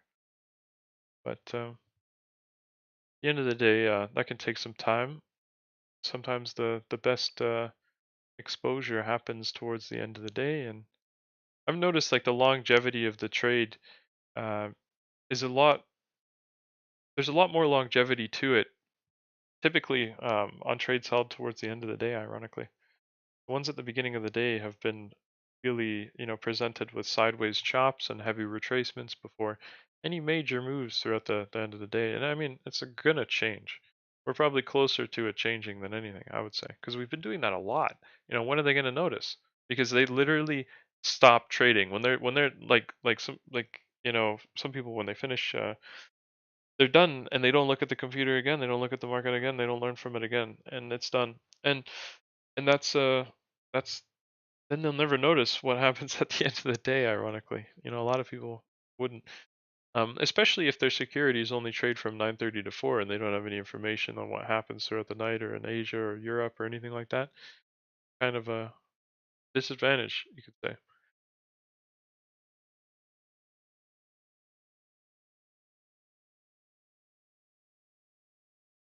And it's like if you know, you would think if you were, you know, an advisor, you know, I would think that it's kind of weird. It's like it almost seems like they want to keep them out of the know so that they can do everything for them. But at the end of the day, that's really dangerous in my opinion to the person. That you know you better have you better be like related to them or something, right? You know, like, geez, like it's very much a lot of trust you put into somebody that you don't know, right? So it's for me, it's like, you want to be able to build something that you can find secure for yourself. And there's nothing more secure than being able to calculate, what is the safest route through the danger. Because it doesn't matter what you're doing, you're going to be doing that in some which way, shape, or form. Like you're trying to find an opportunity amongst all of the dangers and traps that there can be. And the more that you understand those traps and dangers, the more that you're more likely you are to be able to turn them into an opportunity. Ironically, so it's after time, imagine how it all starts. Like imagine the process, right, of learning it. So what you do is you first see this danger and it's new to you. You're like, wow, that danger, and then you see it, and then now years go by and you've seen it again. Now you're like, oh yeah, that danger. You're about to say it's literally going to happen, and then you watch it happen. And it does the thing that you say, and it's like, well, you expect it to happen well before it even happens. You understand it so well because you've seen it so many times, and I'm like, well, then you can find like part take how to take part in it depending on your situation. Sometimes those dangers can be nice hedges.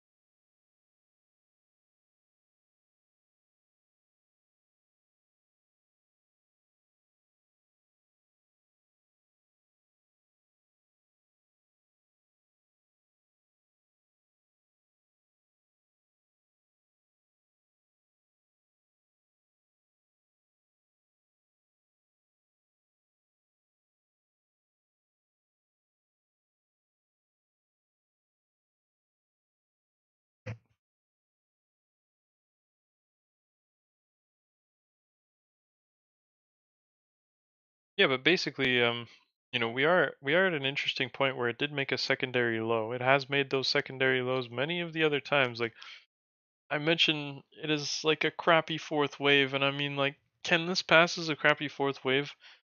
I mean, it's put a lot of emphasis on it, but it is true that after that secondary low, the trend break that comes after has been the one that gets us to new highs every time. So what if it doesn't this time? And I mean, it's like, okay, it shouldn't be the end of the world if it doesn't produce a tiny little pop out of this area. It's nothing like any one of the other ones. But, you know, if something's wrong with it, it's going to be wrong with the smallest version, and I would suspect that the difficulty would be in that it gets to the 100. Now remember the first 188 of the day. You remember what it got to? The 141. And it wasn't the 200 at all. It was specifically the 188. Exactly the 188 that brought us down to that 141. Now if we go back over to the original move of the day, this one right here, this big move, right? We went to the 141. Okay, so notice it was 188 right here. And it never went to that 200. And it came down and hit that 141. So 188 to 141. Now we go over here, 188 to 141. Interesting, no? Well, it undeniably has made the same move again smaller. So it's either we accept it or neglect it kind of thing. It's a matter of we need to find these things when they happen. If they're going to take so much time to go through the same processes and break the trends, like one move up, one move down, one move up, one move down, one move up, one move down, again and again and again, every single one of those trends can be found in this last move. Even here, up, down, 5 waves down, and then a break. Same kind of move that we had here. Same kind of move that we had here. There was a little bit extra on this one, but ultimately what it managed to do is provide a clear 3 waves, a not so clear fourth wave, but then the fourth led to the trend break, the continuation. Everything that it did before it was doubled beyond it. And that is the case with this one also. Everything that it did before it doubled beyond it.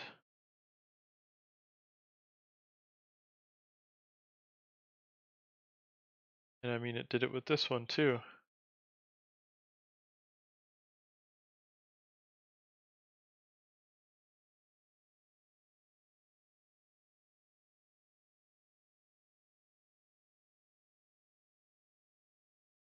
the end of the day, it loves this little gap here. You know, I drew that in as a standalone gap that basically had an impact on the market before when we were here, and we're filling it in finally, long time later, down the line,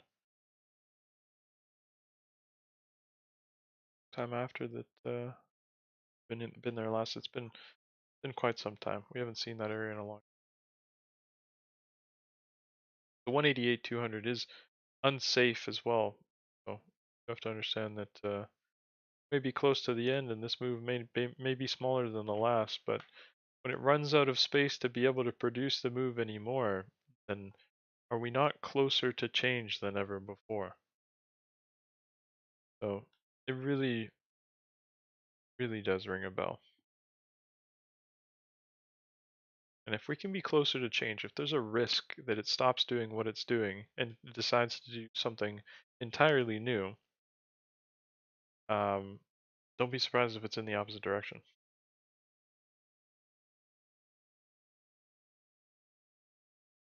But this must be a lot to complete before that. But after having completed, it will be very interesting to see what it tries to do when it doesn't have space to do the same thing again, smaller. I suppose it could gyrate within like 5 or 6 candles the trends that would be required to complete the process. But what after that then? Because obviously that wouldn't be much movement. But what this decides to do, if it is to do the same thing, is we're to put some fibs on here, and it's going to go to the 188 and come right back to the 141. Let's see it, right? Because that's what it's done every other time, and that's what it seems to be doing this time. We're only one move away from being able to do it, because every move before it has been the same sequence. Remember, this is a smaller environment, and we can be very picky about, hey, is it doing the same thing? Because the second that it steps out of line, it literally everything can blow up. And this is exactly the most likely point for that to happen. So we have to be aware of that. Because I'm like, good luck with it being able to do the same thing again and not to ultimately lead to change.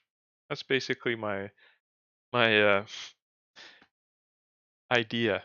And could it look like a violent spike that gets retraced almost immediately? Perhaps. After all, we're dealing with shorter time frames. So it's not going to take as long to do anything. So where we used to have consolidations, we might just have spikes. Where we tried to make M's and W's, we might just make crappy consolidations, and it's kind of hard to see them on the 1 minute.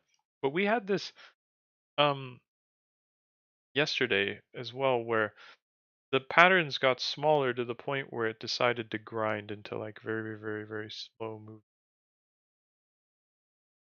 And I think that's a ploy to try and get people away for the good movement to come after. Of course, this is a controversial time where we have seen movement a lot. Increase in ATR at this point. I wouldn't be surprised if we're kind of coasting, or we're going to kind of start to coast up soon on the ATR. Obviously, it's an average, so it takes a little while to feel the change. But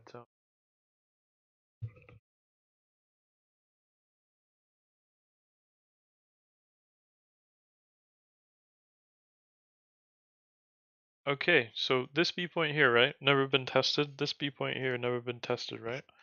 And you could say that inside of all of these levels, we've never tested them either. But that major predominant three-wave move that we always make, you know, we've never tested that level, right?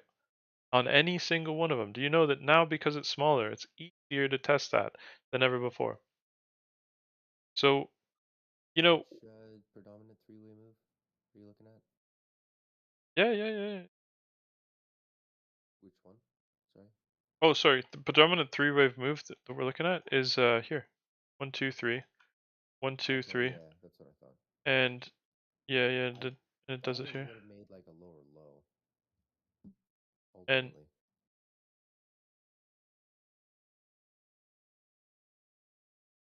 yeah. Well, funny enough, every single time it's made that big three-wave move, yeah, it has led to a 4 and 5. It's just been really crappy. But you know what it's left is a giant B point, right? That B point just hit. This and undeniably is doing something completely different than this is. And you know what that just showed us is that a bearish pattern was able to play out. And that trend, we've never seen this before.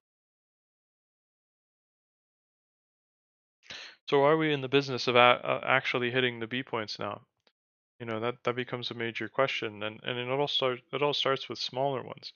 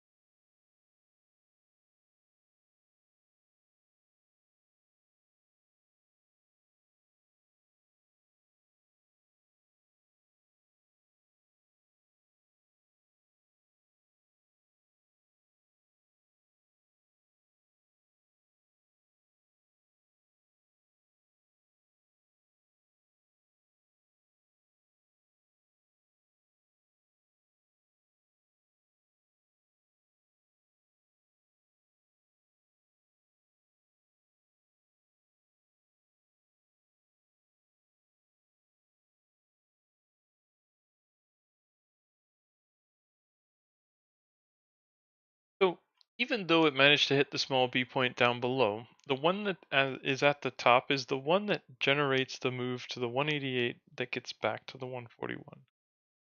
And effectively, we could still be on the journey to doing that. Having made a different move on the way could affect how we do the rest of it. Of course, it is on the short term a 5-wave move already, which does put some emphasis on the support line and its ability to change things in the event we break it.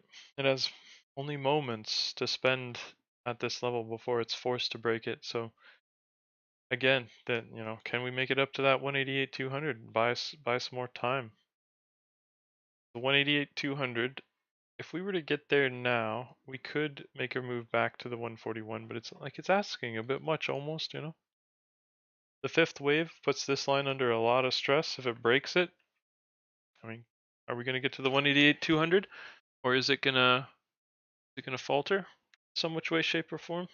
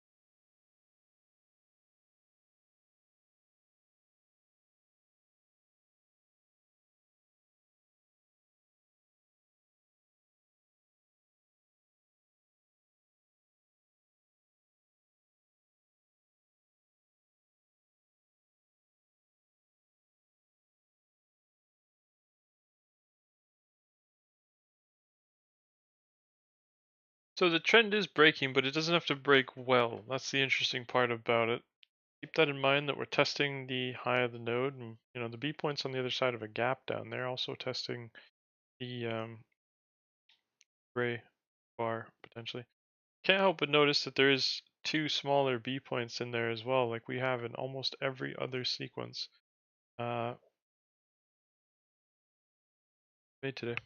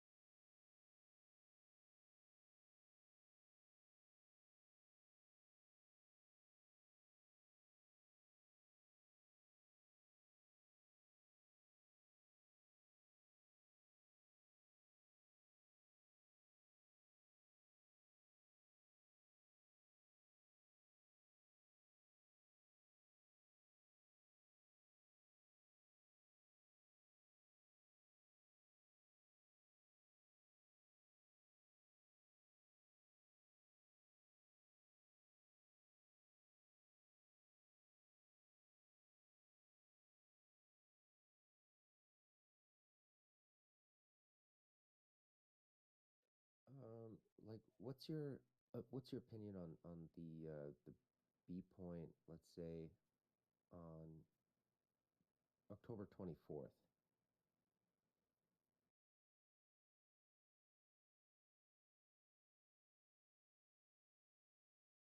Just because like we're coming up to like a 188 from that one, and like I'm just wondering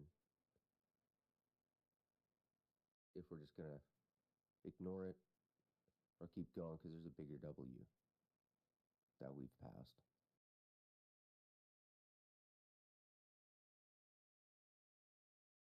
Oh, I think you muted. Oh yeah, sorry, thank you. The 188 200 that we're seeing up there. So I'm Say like, that again, sorry. yeah, the 188 200, the major one that we're seeing up there. Yeah. Looking pretty good. Man, do I ever see what's happening on the short term on this picture here too with that 5-wave move, and I'm like, where's the test of the point? And like Yeah, but like see where breaking you started it, like that here, up spike. top there. Yeah, if we drag it down, we're already Well, there. no, that's what I originally had. But then I mean like, do you see the bigger W? Like the whole thing. Yeah, like we're just passing what could be a B point in the future. Yeah, yeah. Like my target ultimately is for it to get involved with this level up here, Yeah, so for then it to double that's this why I entire range. asked regarding that smaller B point. I'm like, are we just gonna leave it, or like come back for it later, or is that considered tested? Yeah, we're just gonna leave it most likely. Just like we left. I'll show you. Just like we left this one today on the 1 minute, like this one, and like this one.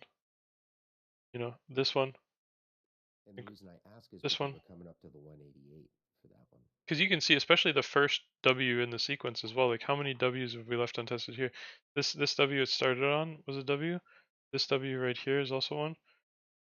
Like this whole big picture. W could be one. This one. This one. There's a lot. Even this one here was really never given full justice. And pretty much every single one of those B points down there have been left untested, including like even if you were to consider that a W. And then we go in there and stack up on top of that, and these W's are left. It gives me deja vu on the hourly chart there with that 5-wave move, and it's like, is it going to come back to wave 2? We look at the hourly chart, and it's like that's basically what it is, because I've got 1, 2, 3, 4, 5 down, and that B point is wave 2, or sorry, it's wave 4. Sorry, so is it going to come back to wave 4? And it's like all of these have been untested and everything like that, and it's managed to step on top of them and advance past them to get us to where we are now. When does it end? And it faked everyone out. I'm thinking too with that retracement that it had. It had a pretty violent retracement there the other day, um, and it made it look like it. We were going to make a right shoulder, and then we just blasted off again. Hmm. Sorry, to an inverse head and shoulders. Well, the funny thing about this as well is even in the schematic here, though, when we do create this kind of movement, um, like this movement here, and it creates this like W that we get on top of, we kind of have that going on right now in the bigger picture. And in the schematic, it comes down and makes like a giant triangle in here. Like that's basically the triangle that that it would be in for if in the event that it broke that trend. So it's like the hedge off of that 188 could be quite significant back to this high right here. I find it incredibly likely to at the very minimum get us back to this high, which is one thing that we've done a lot in this channel. So then I look at the daily, and that's like coming back to yesterday's high.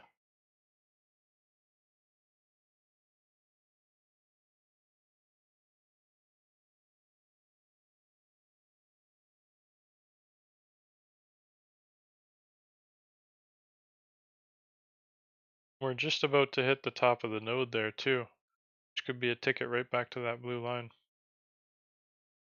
Far away. Which node? Oh, is that on the hourly? No, daily. That's a daily. Okay.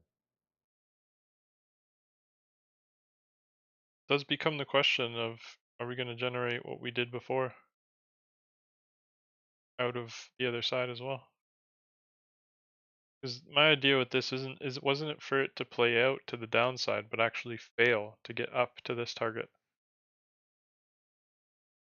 And the schematic suggests otherwise. Many people will be positioned short. A lot of people, like, I think that this entire environment right here was just to get the public short so that the institutions can go and stop them out and actually get a short position a little bit higher, where everybody else will have a sour taste in their mouth from being short and they won't try it again. That's what I said up here. People that have short trades will be threatened before the green zone is seen again. That's what I had to say when we hit that red zone for the first time.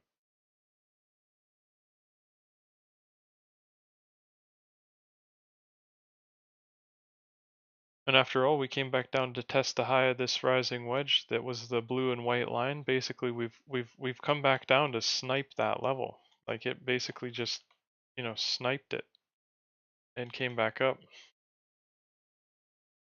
Even missed the big B point down there too.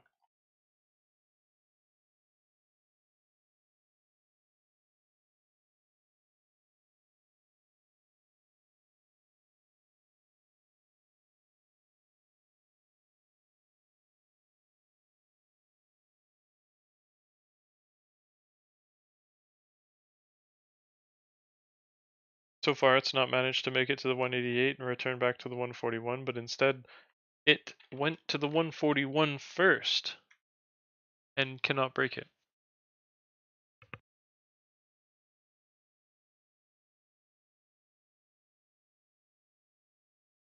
The blue line is being seen again, but I'll be right back.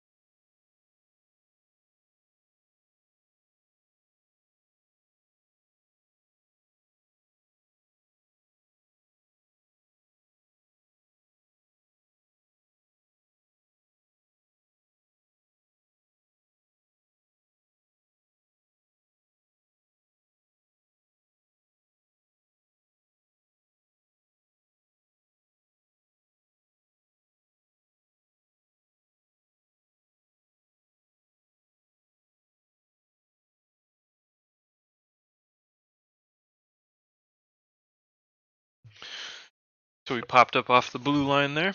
Not too bad, not too bad.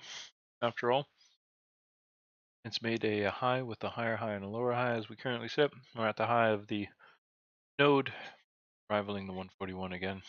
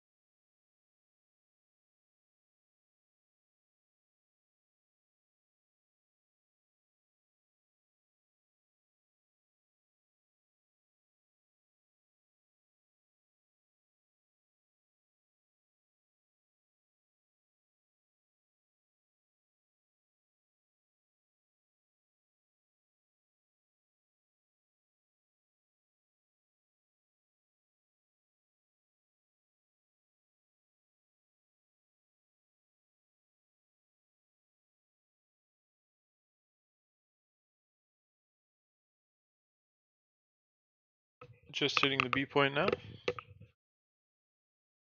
Also hitting that gap again.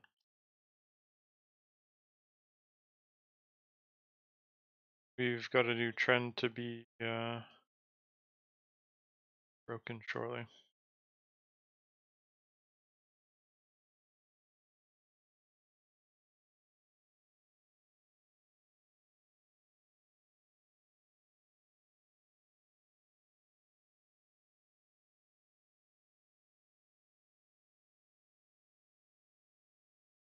The B point's roughly around the 61.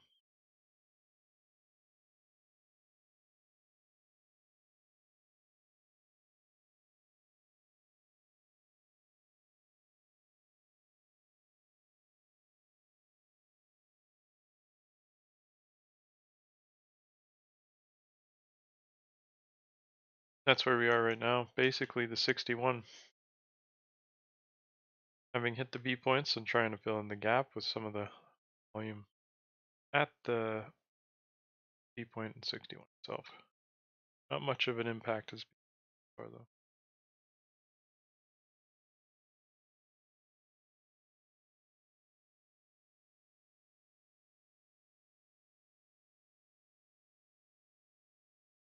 The small short-term B points can be adjusted to the highs as well. Likely to be seen again.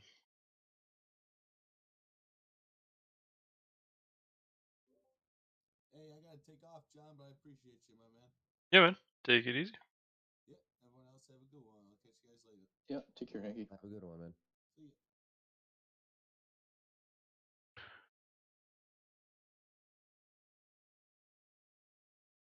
We do have a third consecutive low, and that's basically playing out back up to that level there now. We do have a first of the three that could be considered also, which is okay.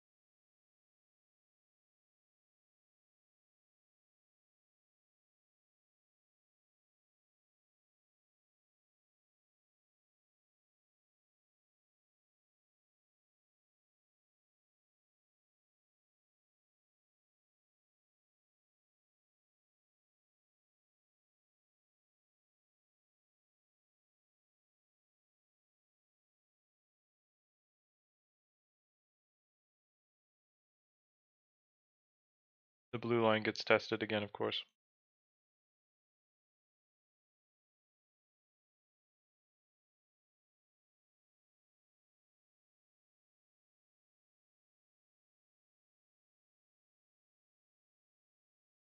You know, I wonder though whether or not in the future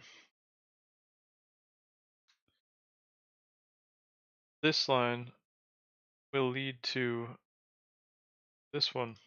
I'm very curious. At the end of the day,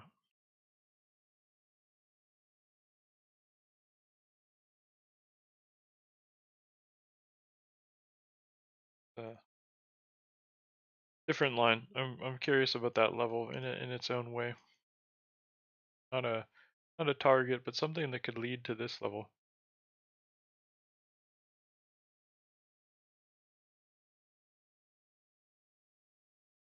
Just gonna leave that there as a reminder.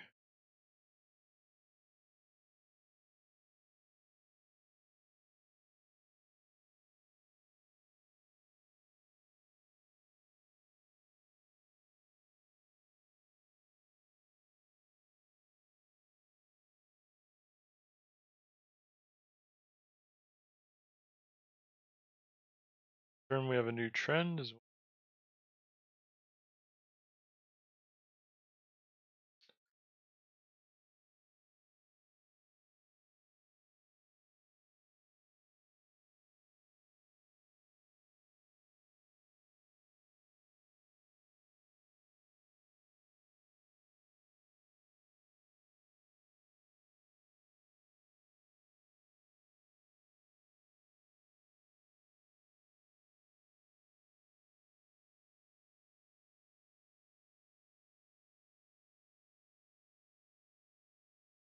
It's like it's making a smaller version of what it did before.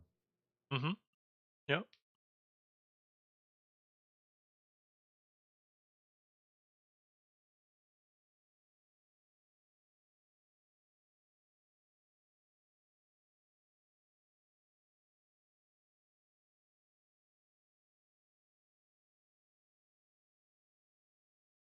So this level, turn back to this level.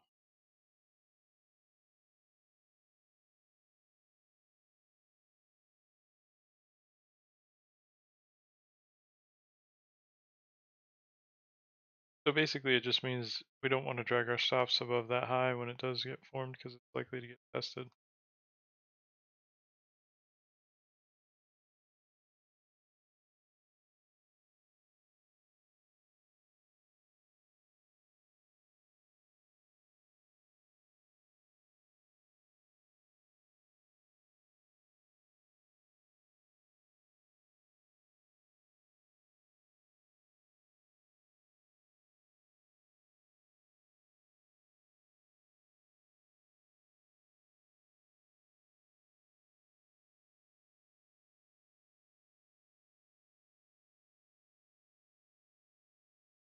Beautiful.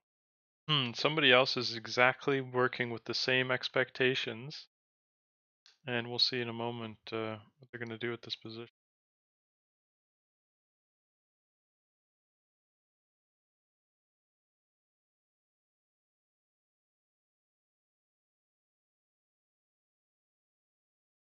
This pause right here is to try and get short sellers to drag their stops up a little bit.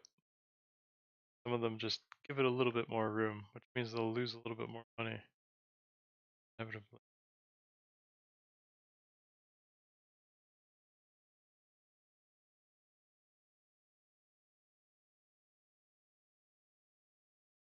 A little bit of a red move allows people that think that they've missed it pile in. They add their stops to the pile as well and also end up getting stopped out.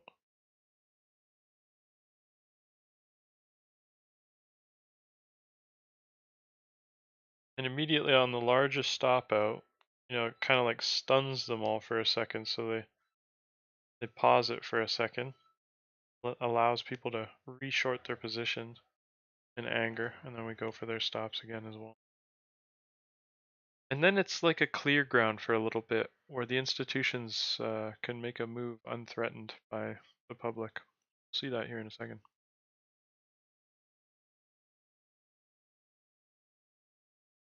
Second round of stop outs for anybody that shorted the pause or entered back in their position. They're being absolutely wrecked.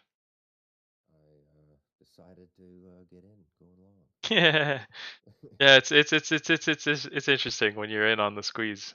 Like you're getting them. Yeah, yeah. Yeah.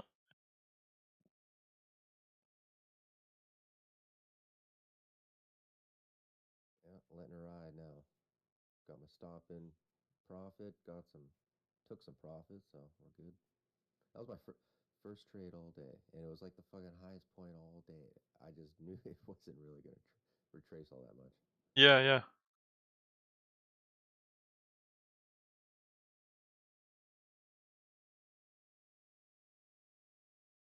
But there's no ounce of me that feels FOMO after all of that. Yeah. Yeah, and that's just the thing. It's like when it's designed to move to go and stop people out so clearly like that, and it's like, and you know it's going to happen. I mean, imagine you've seen it 1,000 times. It's like, where can you find yourself in with it? So this is sort of what's happening in the schematic. That was like basically mentioning it. I mentioned it before we even broke the trend, but looking for a move up to the purple dash 227 and back to where the arrow points. Basically, we can still yet hit that and still come back to this level. Just a matter of time.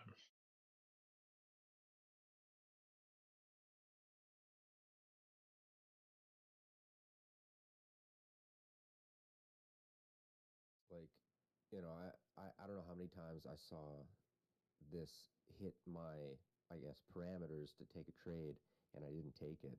And you look back on it, it's like 260 points ago.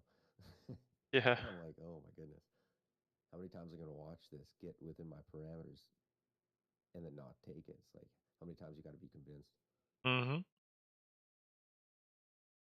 And then by the time you're quote unquote ready, it's ready to change. Yeah. Well, at least it's not a negative trade, so. Oh yeah, yeah, but I mean in general. Yeah, in general, but Today it's happen to be in an all-day up day to this point. most of the week or past couple weeks have been like this.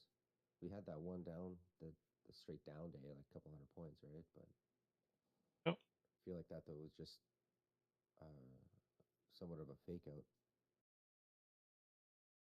Yep.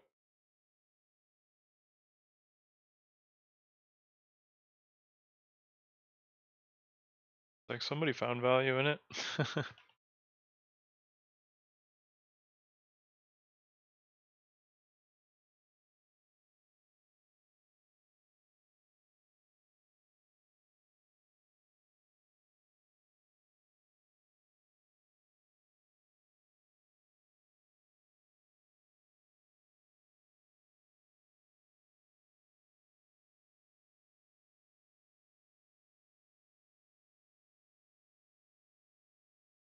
The other ones are still there though, so that's fine.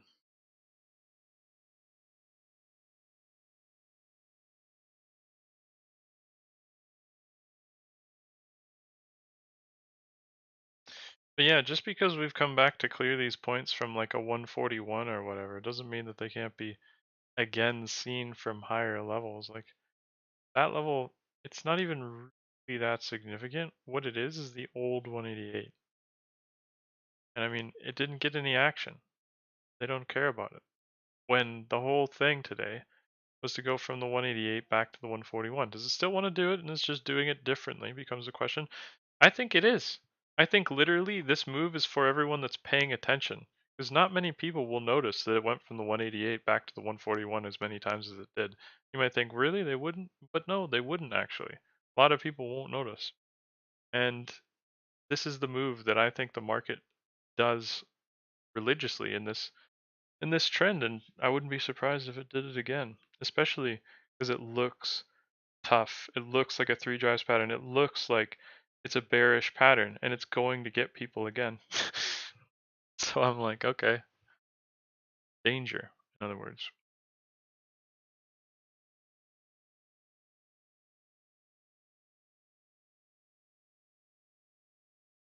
Because after it gets everyone, we'll go to their target. But they won't have their position. Somebody else will. That's the irony. That's the irony. And we'll see that again here. It's part of the squeeze. It's brutal. That's brutal for the people that are on the other side of it. If you understand that, this is going to happen, well, obviously you're not going to put yourself in harm's way, I guess you could say. But it is definitely contrary to popular belief.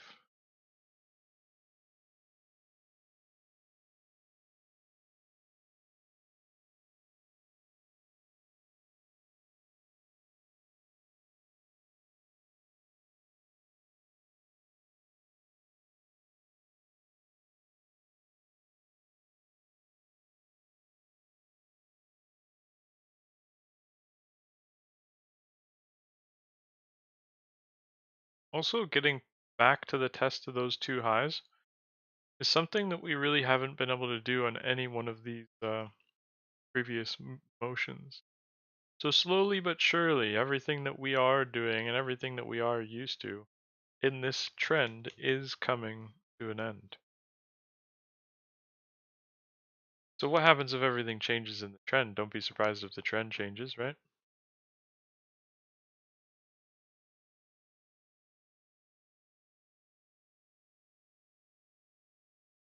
And if everything that made the trend great starts to become smaller and weaker and flatter and doesn't advance the trend more, I mean those are some like red flags, right?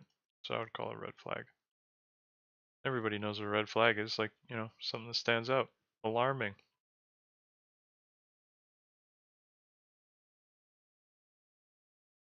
That needs to be understood, or else some sort of negative event could happen if it's not understood, if the red flag isn't seen.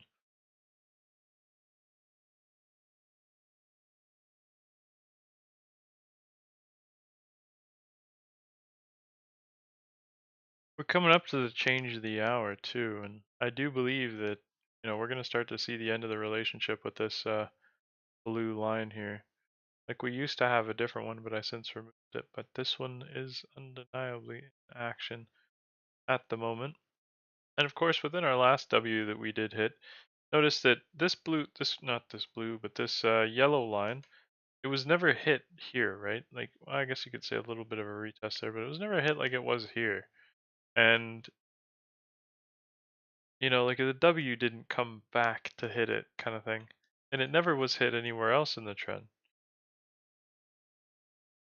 Second, that actually fit there. Which raises an interesting question of the fact that this has already doubled once. I want to double again. Third time's a charm, ironically.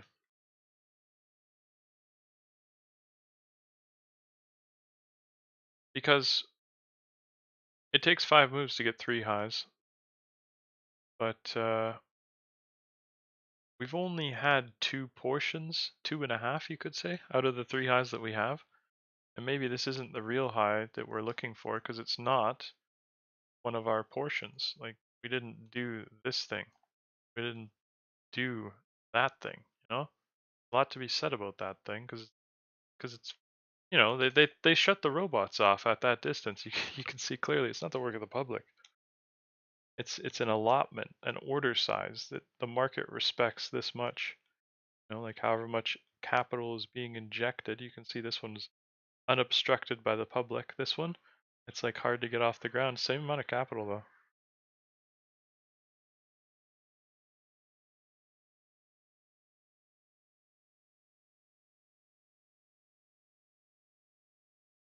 Yeah.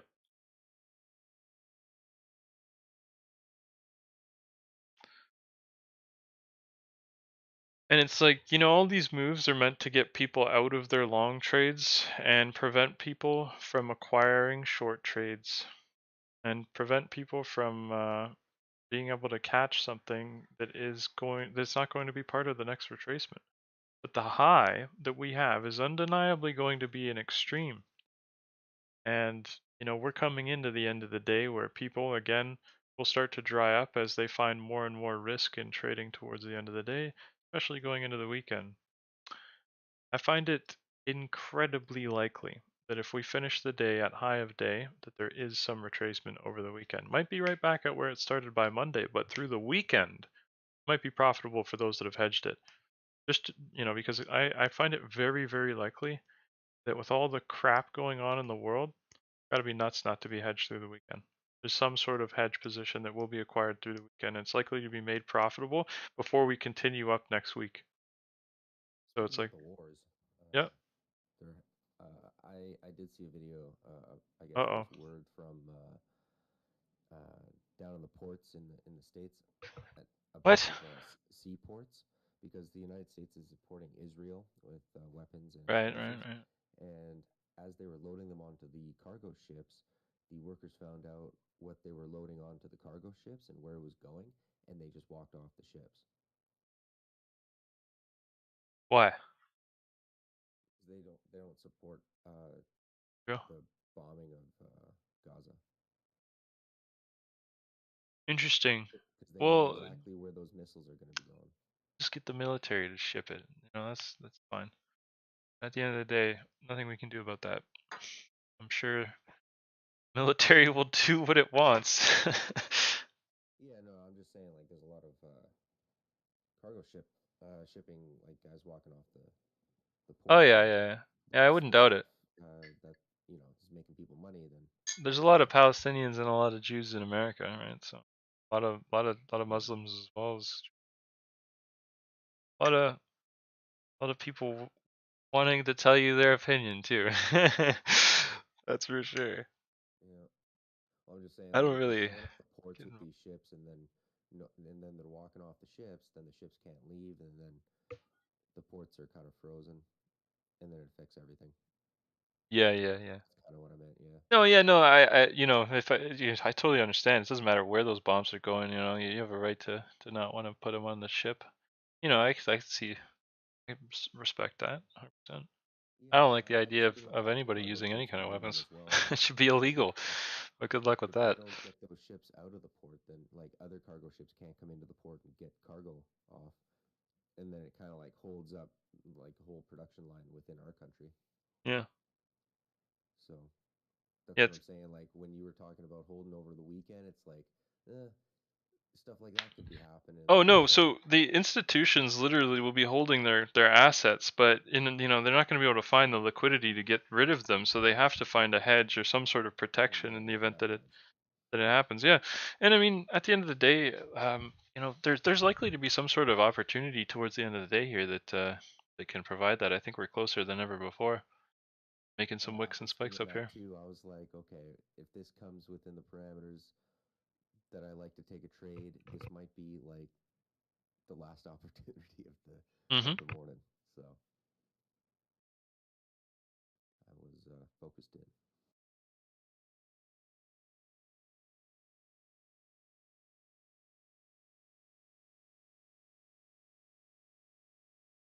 You know, I just thought to myself, you know, if you're looking at this whole operation of humanity from a third party perspective, every single country it's illegal to murder people, right? And there's no country where it's legal to murder somebody, right? But countries are allowed to murder each other. Why? And who decides that that's okay? And but everybody decides in the countries.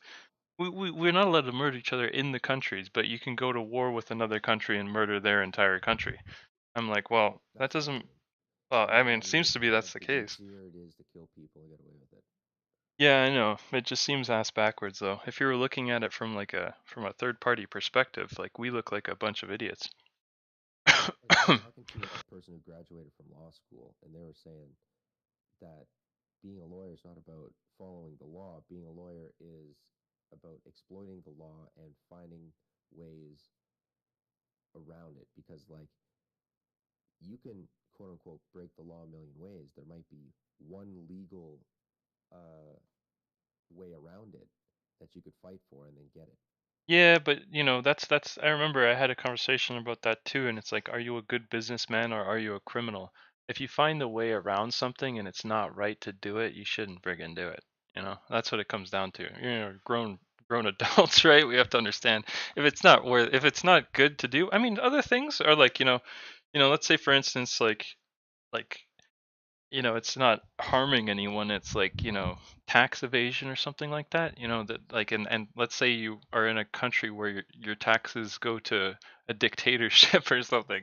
I'm like, yeah, straight up, avoid as much as possible. You don't want to give them anything or something. That would make sense. But I basically, Oh, also speaking of, I heard the Biden administration is starting to what do you call it? Send people back. What's the word for that? deport. Or Deport. Yeah, sorry. Um, Starting to deport Venezuelans. that's tragic. Yeah. Why? Well, Are they the doing thing something is that wrong? well, because they're illegal in our country or whatever, and there's like a whole lot of people crossing the border and going to like asylum states. They're like Like one of the countries that needs to send more people out of their country to go work more places. Like that's the last thing they want to hear is that they have to go back there well, because the it's thing really is, rough economy. People are like struggling. Their currency well, is like struggling. Venezuelan government is dictatorship, isn't it? I'm not sure. I don't know much about them. Just know they're struggling. So the theory is that uh, And I know it's a basically it's beautiful country as well. a slash dictatorship in Venezuela. So they escaped that, came to America, and Biden administration wants to deport them back to Venezuela because if they go to a safe haven state like New York, then even if they're an illegal immigrant, they're allowed to they're considered legal. They can work, they can even vote. And when Really? you escape a socialist communist country, who are you going to vote for? I don't Probably know. the Republicans. Yeah, I'm not sure. I don't think about it that hard, to be honest. Yeah, a lot of so that's the whole like theory behind it is he's trying to deport them so that when it comes to election time, because it's a year away, there'll be less votes for Republicans. Oh, okay. Oh, okay. I see. I see. Once again, the point comes at the end. Oh yeah, I have to set it up. Yeah, yeah, yeah. You do that.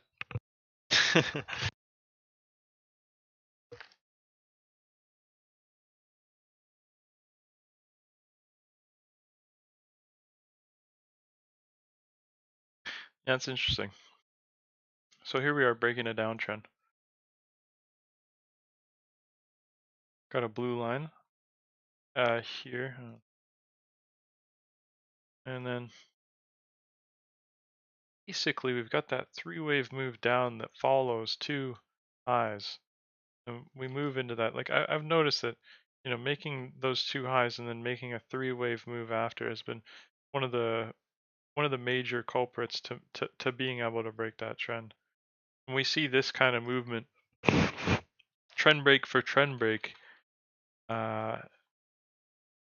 each time we make an advancement, you know, like even looking here, it's kind of rough, but we made two highs, and then we fell off, but we didn't make a new high, undeniably.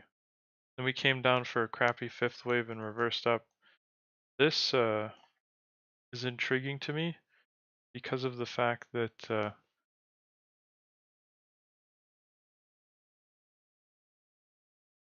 it has 5 waves still. Check out the MACD. Like zoom out a little bit. How do you explain that? How the MACD was like really big at the beginning of the run. It died down. Now we're at the top of the run. MACD is like small. It's like bearish divergence, but then I want to say it's going to be misleading. Yeah, when I see that it has had a lot of time to gyrate around a lot, and it started wide and ended up tight, is it means that this time frame has had this much ability to impact the movement to the point where, you know, one could say there's not much of any indication being given at all on here. So I'm like, the next thing I would think is like, it must be on the brink of an indication on another time frame. I'm like, it's not even the 15-minute. The 15-minute hasn't even changed at all. Or sorry, the 5-minute. I was going to say 15 just turned red. The 15-minute just changed, yeah. So like throughout the entire time of this consolidation that we've been in here, like if I keep the mouse cursor on this minute here, you know, that minute was the minute that really started to make that change. And since this consolidation happened, that change became apparent. And now it is a change that will only continue to develop more the more we end up staying here. And We have an uptrend. Like I, it almost feels like we're trying to conserve energy with a small uptrend up here well, until we hit maybe a certain spot, and then maybe that end blast, because we need, in my opinion, like if we're gonna go down any, where's the spike? yeah, could be it. Out of the way. I was even thinking a bigger spike, like Oh to yeah, yeah. make this whole area again, like even that red zone at the Mm, top there, maybe basically like something that gets on top of this line and comes back to it from the other side. as a blue line. Yeah, Yeah. pretty cool. Mm. But it's not in effect until we break it, kind of thing. I am watching that line though. That's a very attractive line to come back to from the other side. And if it could be from the 261, I mean that would be really attractive too. The 227 still has the opportunity to bring it back to the high of the node. And I'm like, that's not too bad of a move. Like literally this move right here, like it is pretty much putting it on top of the node. And we like to make this move. Like this move is really common. Like it it happens in our consolidations like very regularly. And that is clear. Debatably we made the distance again right now, just like we did before here. I mean, how does it respond when we initially make that distance now? Because every time we've ever broken that trend line before, it's been because we've made that distance. This distance happened first, then the break happens, then the new high happens. And ironically, every time that we're making that distance, it's almost like 2. You see how there's 2 here? That distance that we made for an advancement, isn't it strange that it's also 2? We And advanced there's one using more 2. to the left of that too, with that little spike in the wick. What I'm curious about the angle of the support line of these three lows up here. Could you clone that line? This one? That is very, very, very, very, very accurate. I do like it.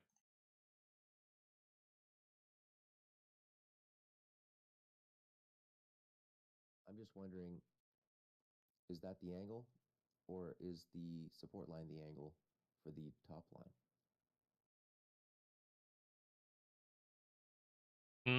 I like this one. I like the way that it is. And for what the difference would be, it would be minimal, I think. You know, it is suggestive that ultimately we end up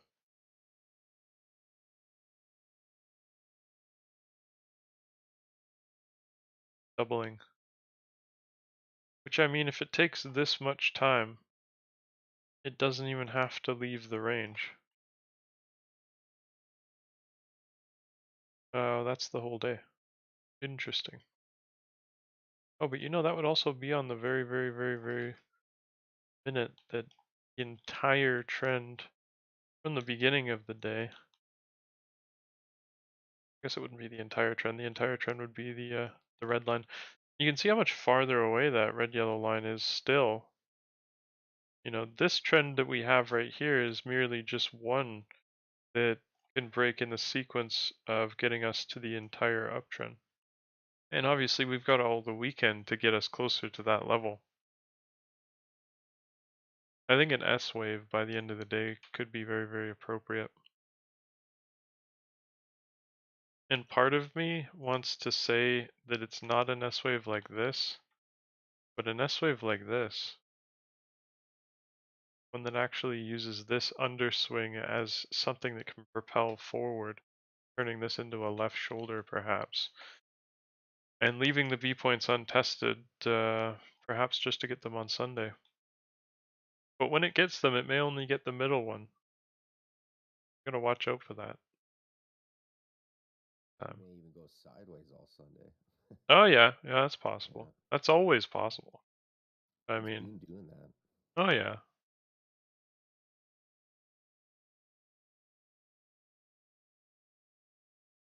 Like literal 5-point ranges all day on, like all evening on, like Sunday. Mhm.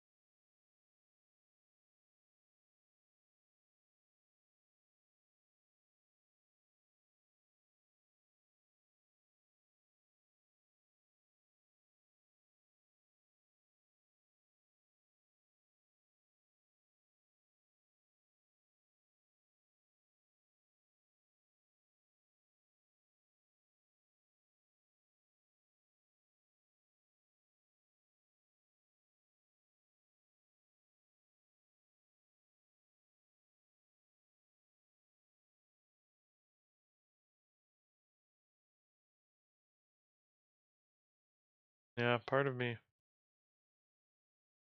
the top line. You know, that line is the current downtrend, and it is really important. On breaking it, we might be interested in pulling that off the old 188. And I mean, a lot of people will have discarded those fibs, assuming that they're not going to be, you know, used again in the future. And I still think they actually will be. Funny enough.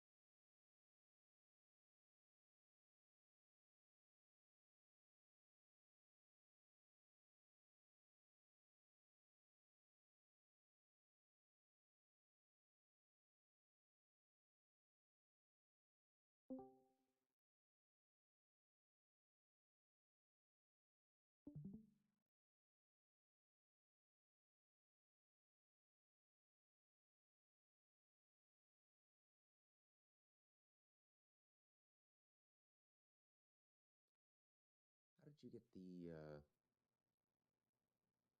that one yellow line that's going like kind of diagonal downwards? This one here? Yeah. That one was basically just connecting all the highs that we have in this range here. 5 waves allowed us to connect the highs. As they have here too, 5 likes to, those have been the significant advancements. Notice that now that we're advancing here, it's not like how it used to. It's kind of grinding up on a slower pace. I actually admire this.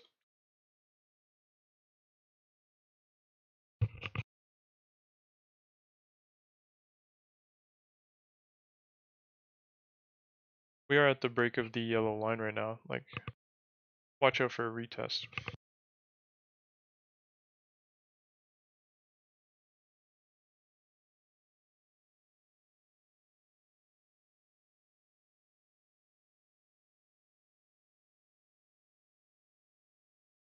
Like the blue line will be on its last few touches, I think. The one on the top here. We're going to start to be interested in other levels, and maybe even this top one here. That would be the most attractive.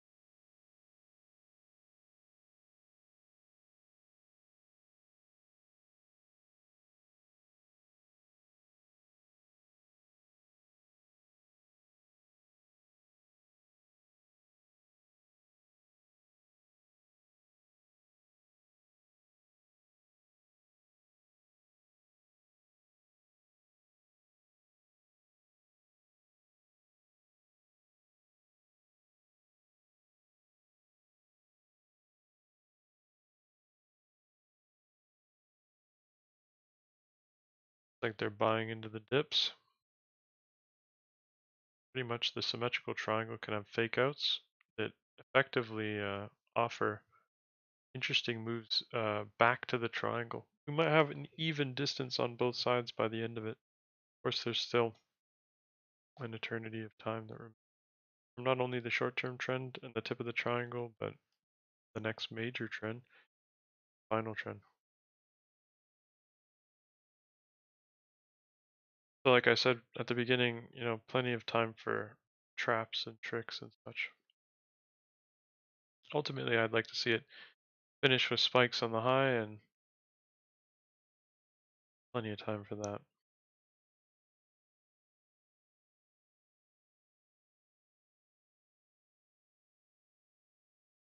People from the tip of the triangle definitely aren't going to be the best positioned for the final move. I think it's going to be catching the spike on the highs that'll lead the best trade for the end of the day.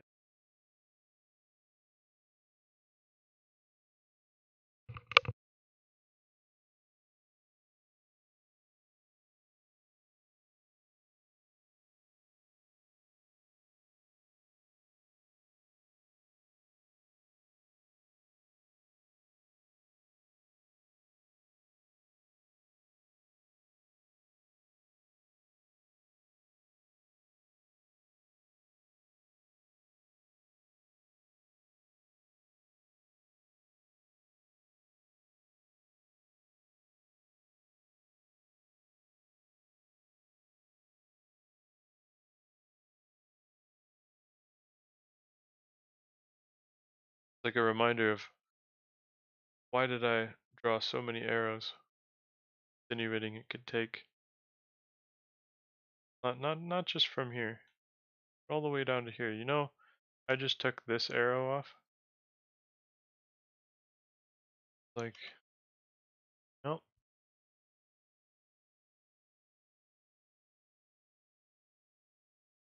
Now we're finally touching that 227.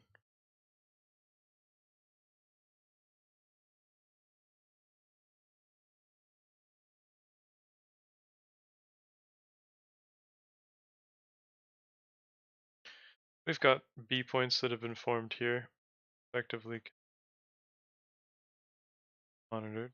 Stops are safe above them. Coming back to the blue line can also have an impact.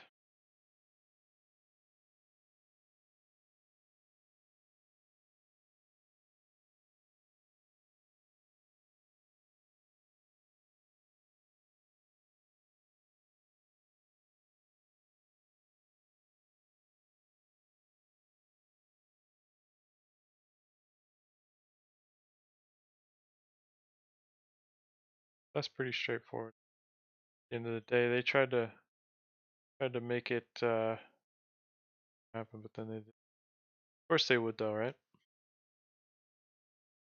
Triangle is a dangerous place to be trading, but I mean, it did go up the entire time, yeah.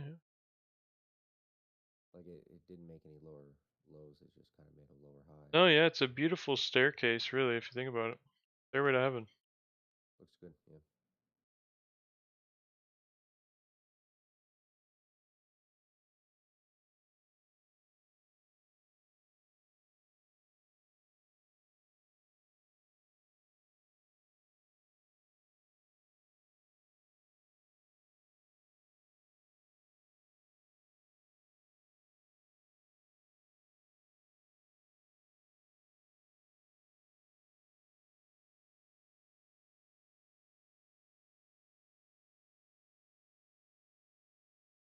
The blue line, definitely everything above that blue line managed to get sold off back to it, clearing the one B point that it did have.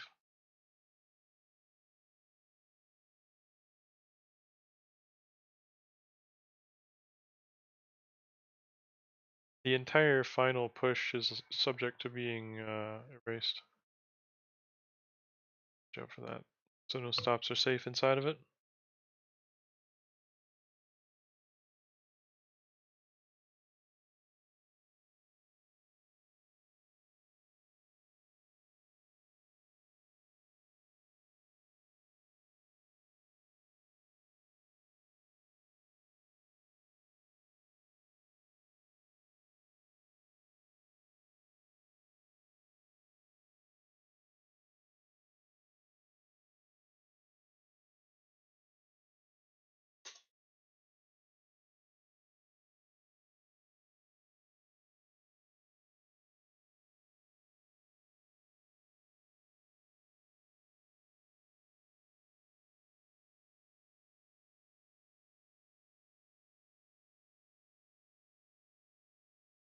Beware of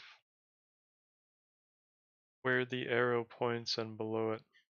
Like, that level is the high of the node. And whatever we choose to do on top of it is in danger of going back to it. However, doesn't mean that we have to be easy for the people that have caught the short at the existing high. It could double top and chop them out a little bit, coming down.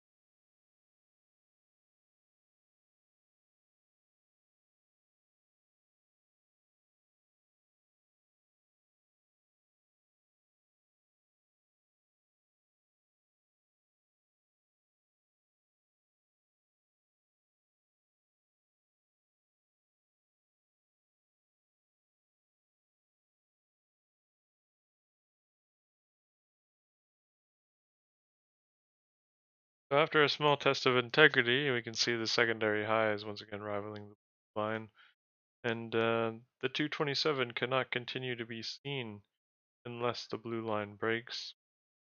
Come to another ultimatum where minimal time, maybe 2-3 minutes remain, before it makes its decision.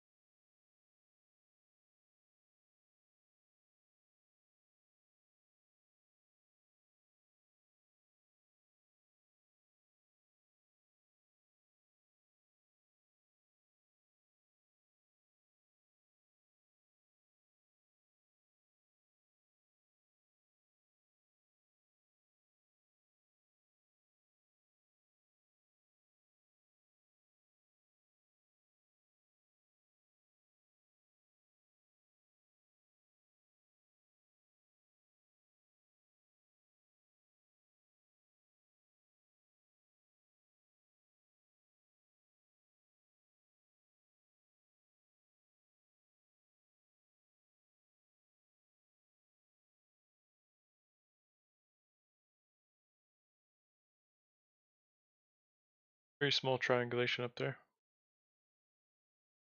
to an end.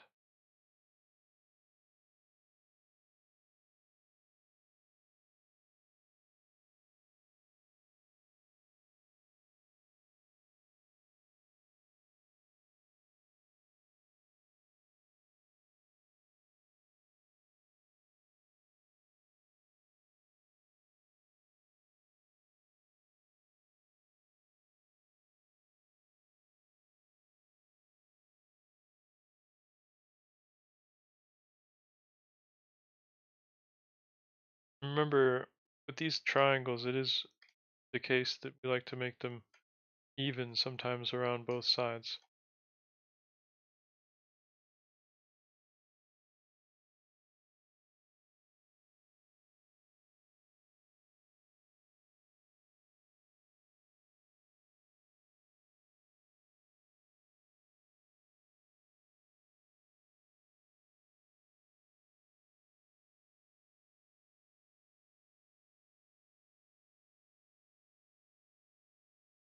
And I do consider that with this one. Entirety of the move we have on top of it could be uh, actually projected by the end of it.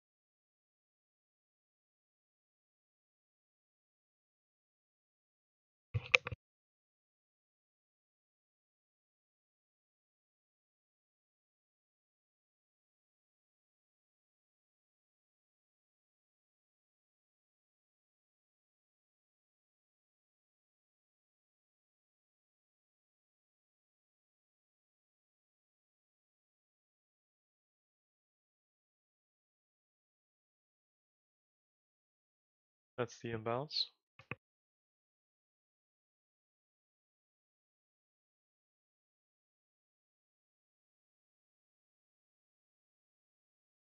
You say the imbalance? Yeah, on the blue dash line. I just put it in.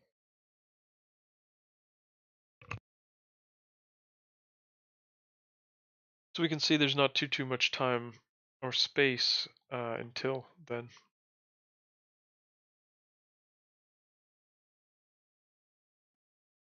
Sorry, I'm really confused. Oh, sorry, the blue dotted line. Oh, I'm looking at the Hmm. time and I'm like, it's not imbalance. Yeah, it's getting close. Yeah, so it's good to just be aware that not many patterns can kind of form from now until then. But I do see that we are at like a fifth kind of motion. So second, maybe may want to get seen sooner rather.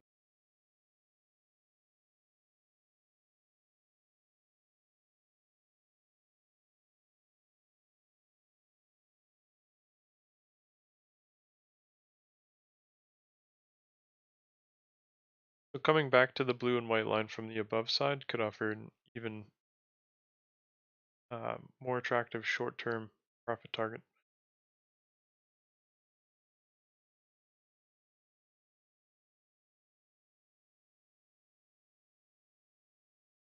Definitely something that it is business of.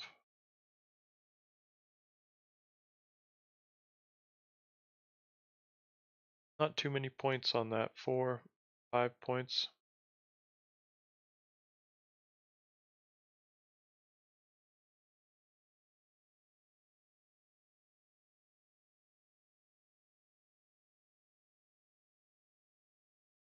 The fifth wave essentially allows us to draw in a new trend.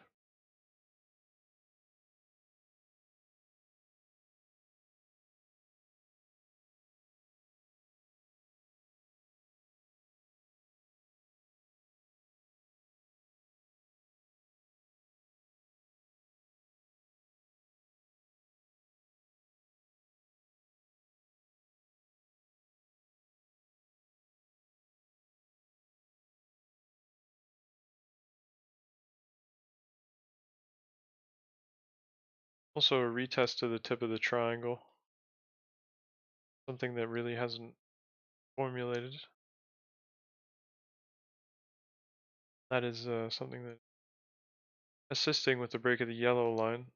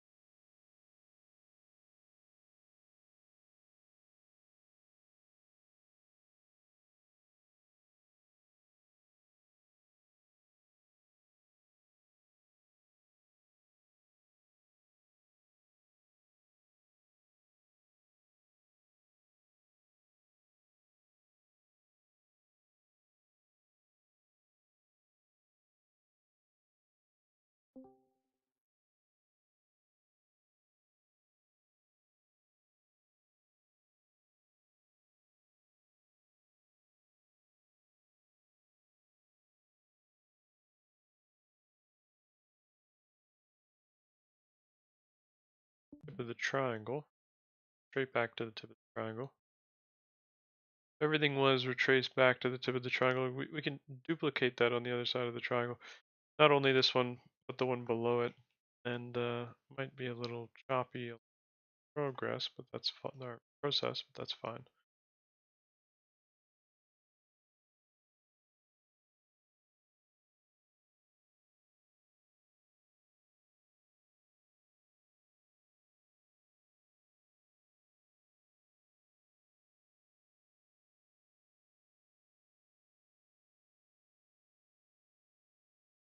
Nice of them to finish the arrow for you.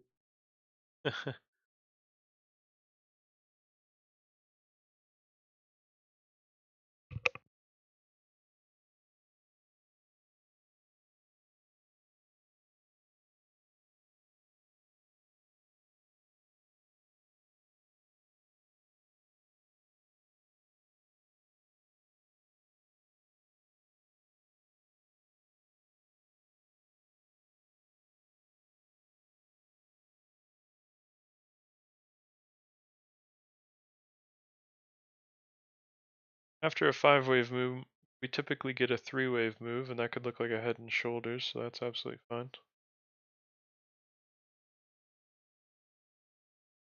Typically, the head and shoulders have been 3 drives, so we do have to consider that. However, this time might be a little difficult.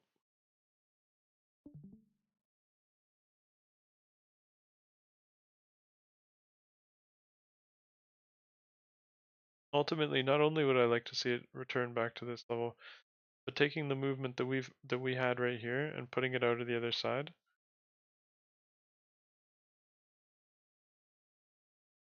That could look like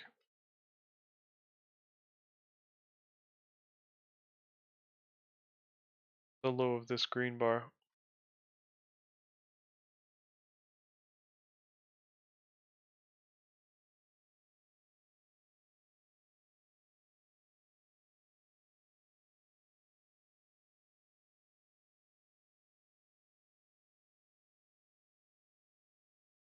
The B point is also the 61 of this move.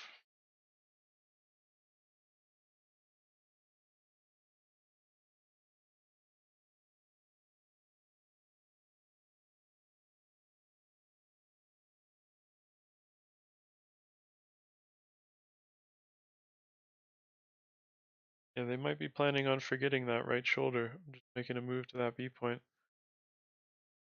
Wear that too. Still not safe to drag your stops into the node itself, because the left shoulder kind of set the grounds for what the right shoulder may be interested in moving within.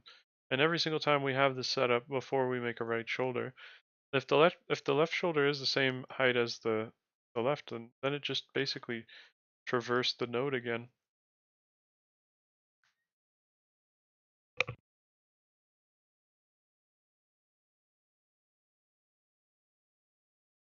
And it's interesting to think of too, because if it makes a third drive, when it does that, what it does is come back to the first of the three, right? What does that look like? Coming back to this node? That's what it would be doing. Enough.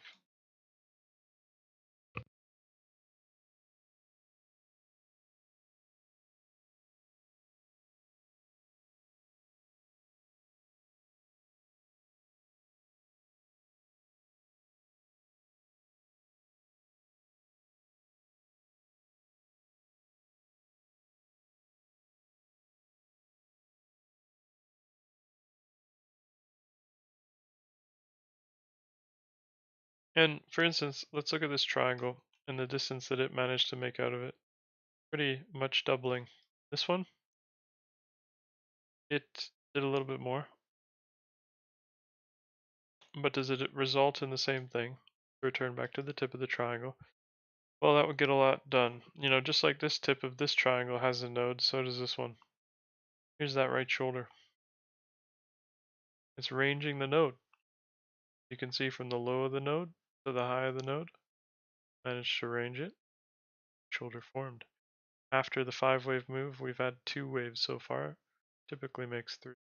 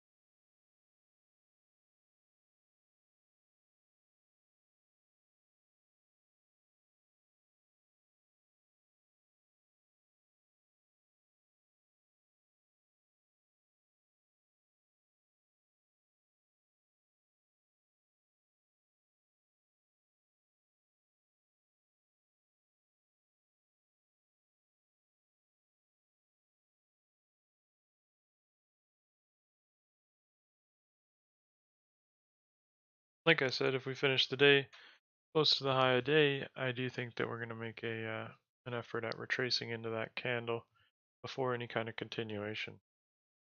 And at the minimum, getting the tip of that bigger triangle seems to be the name of the game.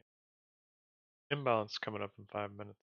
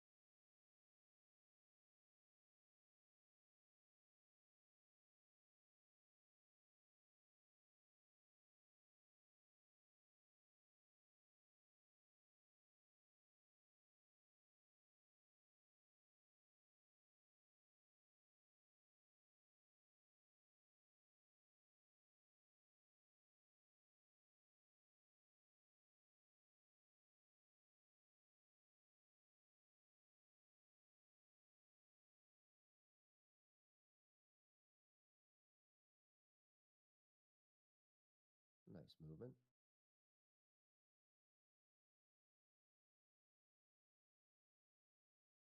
It's a retest right here.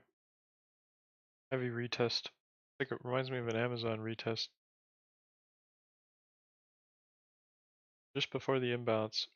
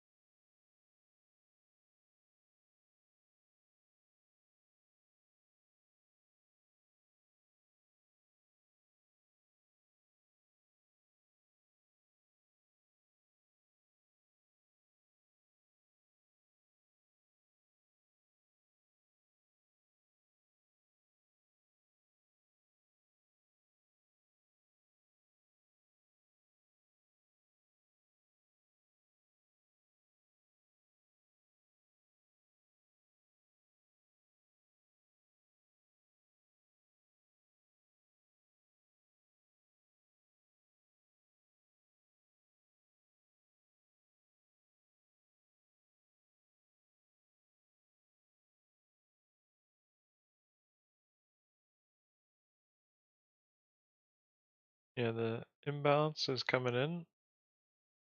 Make sure all stops are protected. If you have any hedges or whatnot, you have orders placed at the white line to take some profit as well. Tip of the triangle as well, depending on the movement at the imbalance. Could be volatile. It's the end of week imbalance. So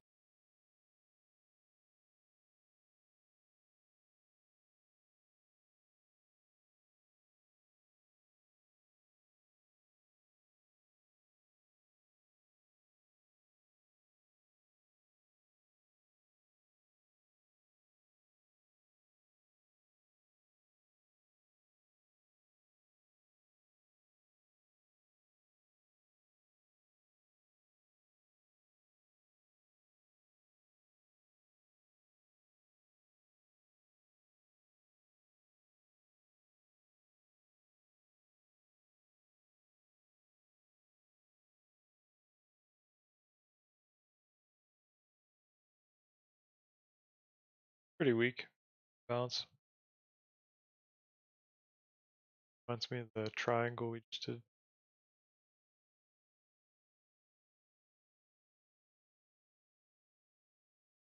few more. I'm just kind of waiting until like the very end to see how high we can get here, because I don't. It is my PA, so I just don't. I can only hold what, 3 overnight. Yeah. Yep. Yeah, and it's likely that this entire move gets taken back Yeah. for the weekend. So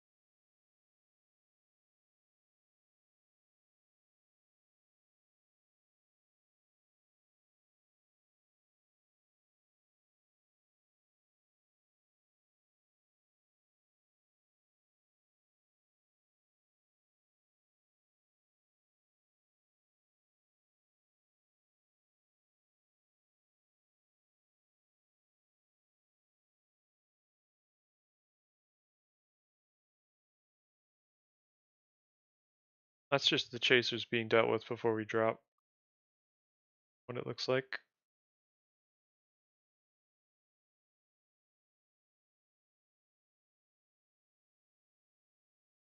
To make sure that nobody's chasing it. That's what they're by snapping back up to make sure anybody's stops are cleared out.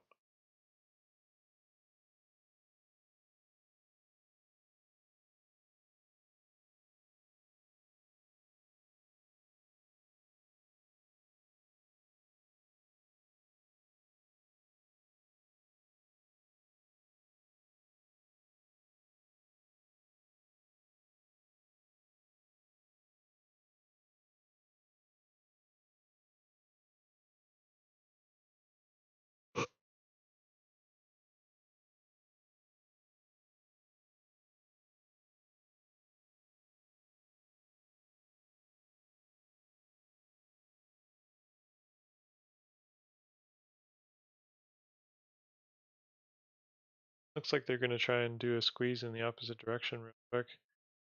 Trying to get people to buy it so that they can hit their stops, ironically.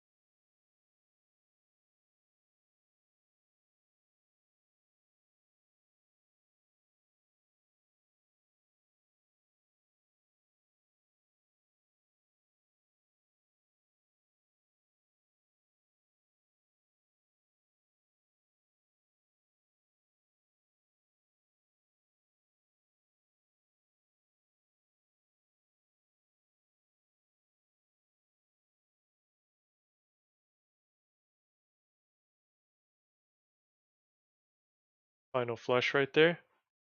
Trying to stop the last few out. Like it's a M into a W. W. This is not an actual W.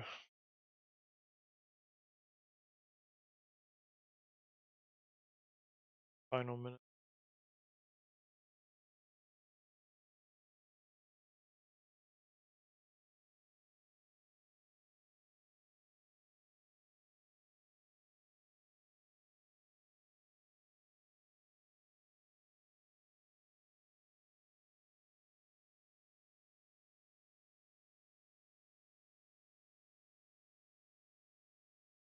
W comes with a B point. And that's the close. Still continue the highs, but it's ending the day at the high. Like I said, if we do this, we're going to be eating into it on Sunday. So I find it very likely we'll end up clearing that tip of the triangle for the open. But hopefully you guys have a wonderful weekend, and I'll catch you guys later. Sounds good, John. Yeah, have a good one. Good day, Push you guys. Yeah. Have a good weekend, guys. Take her easy. Have a good one.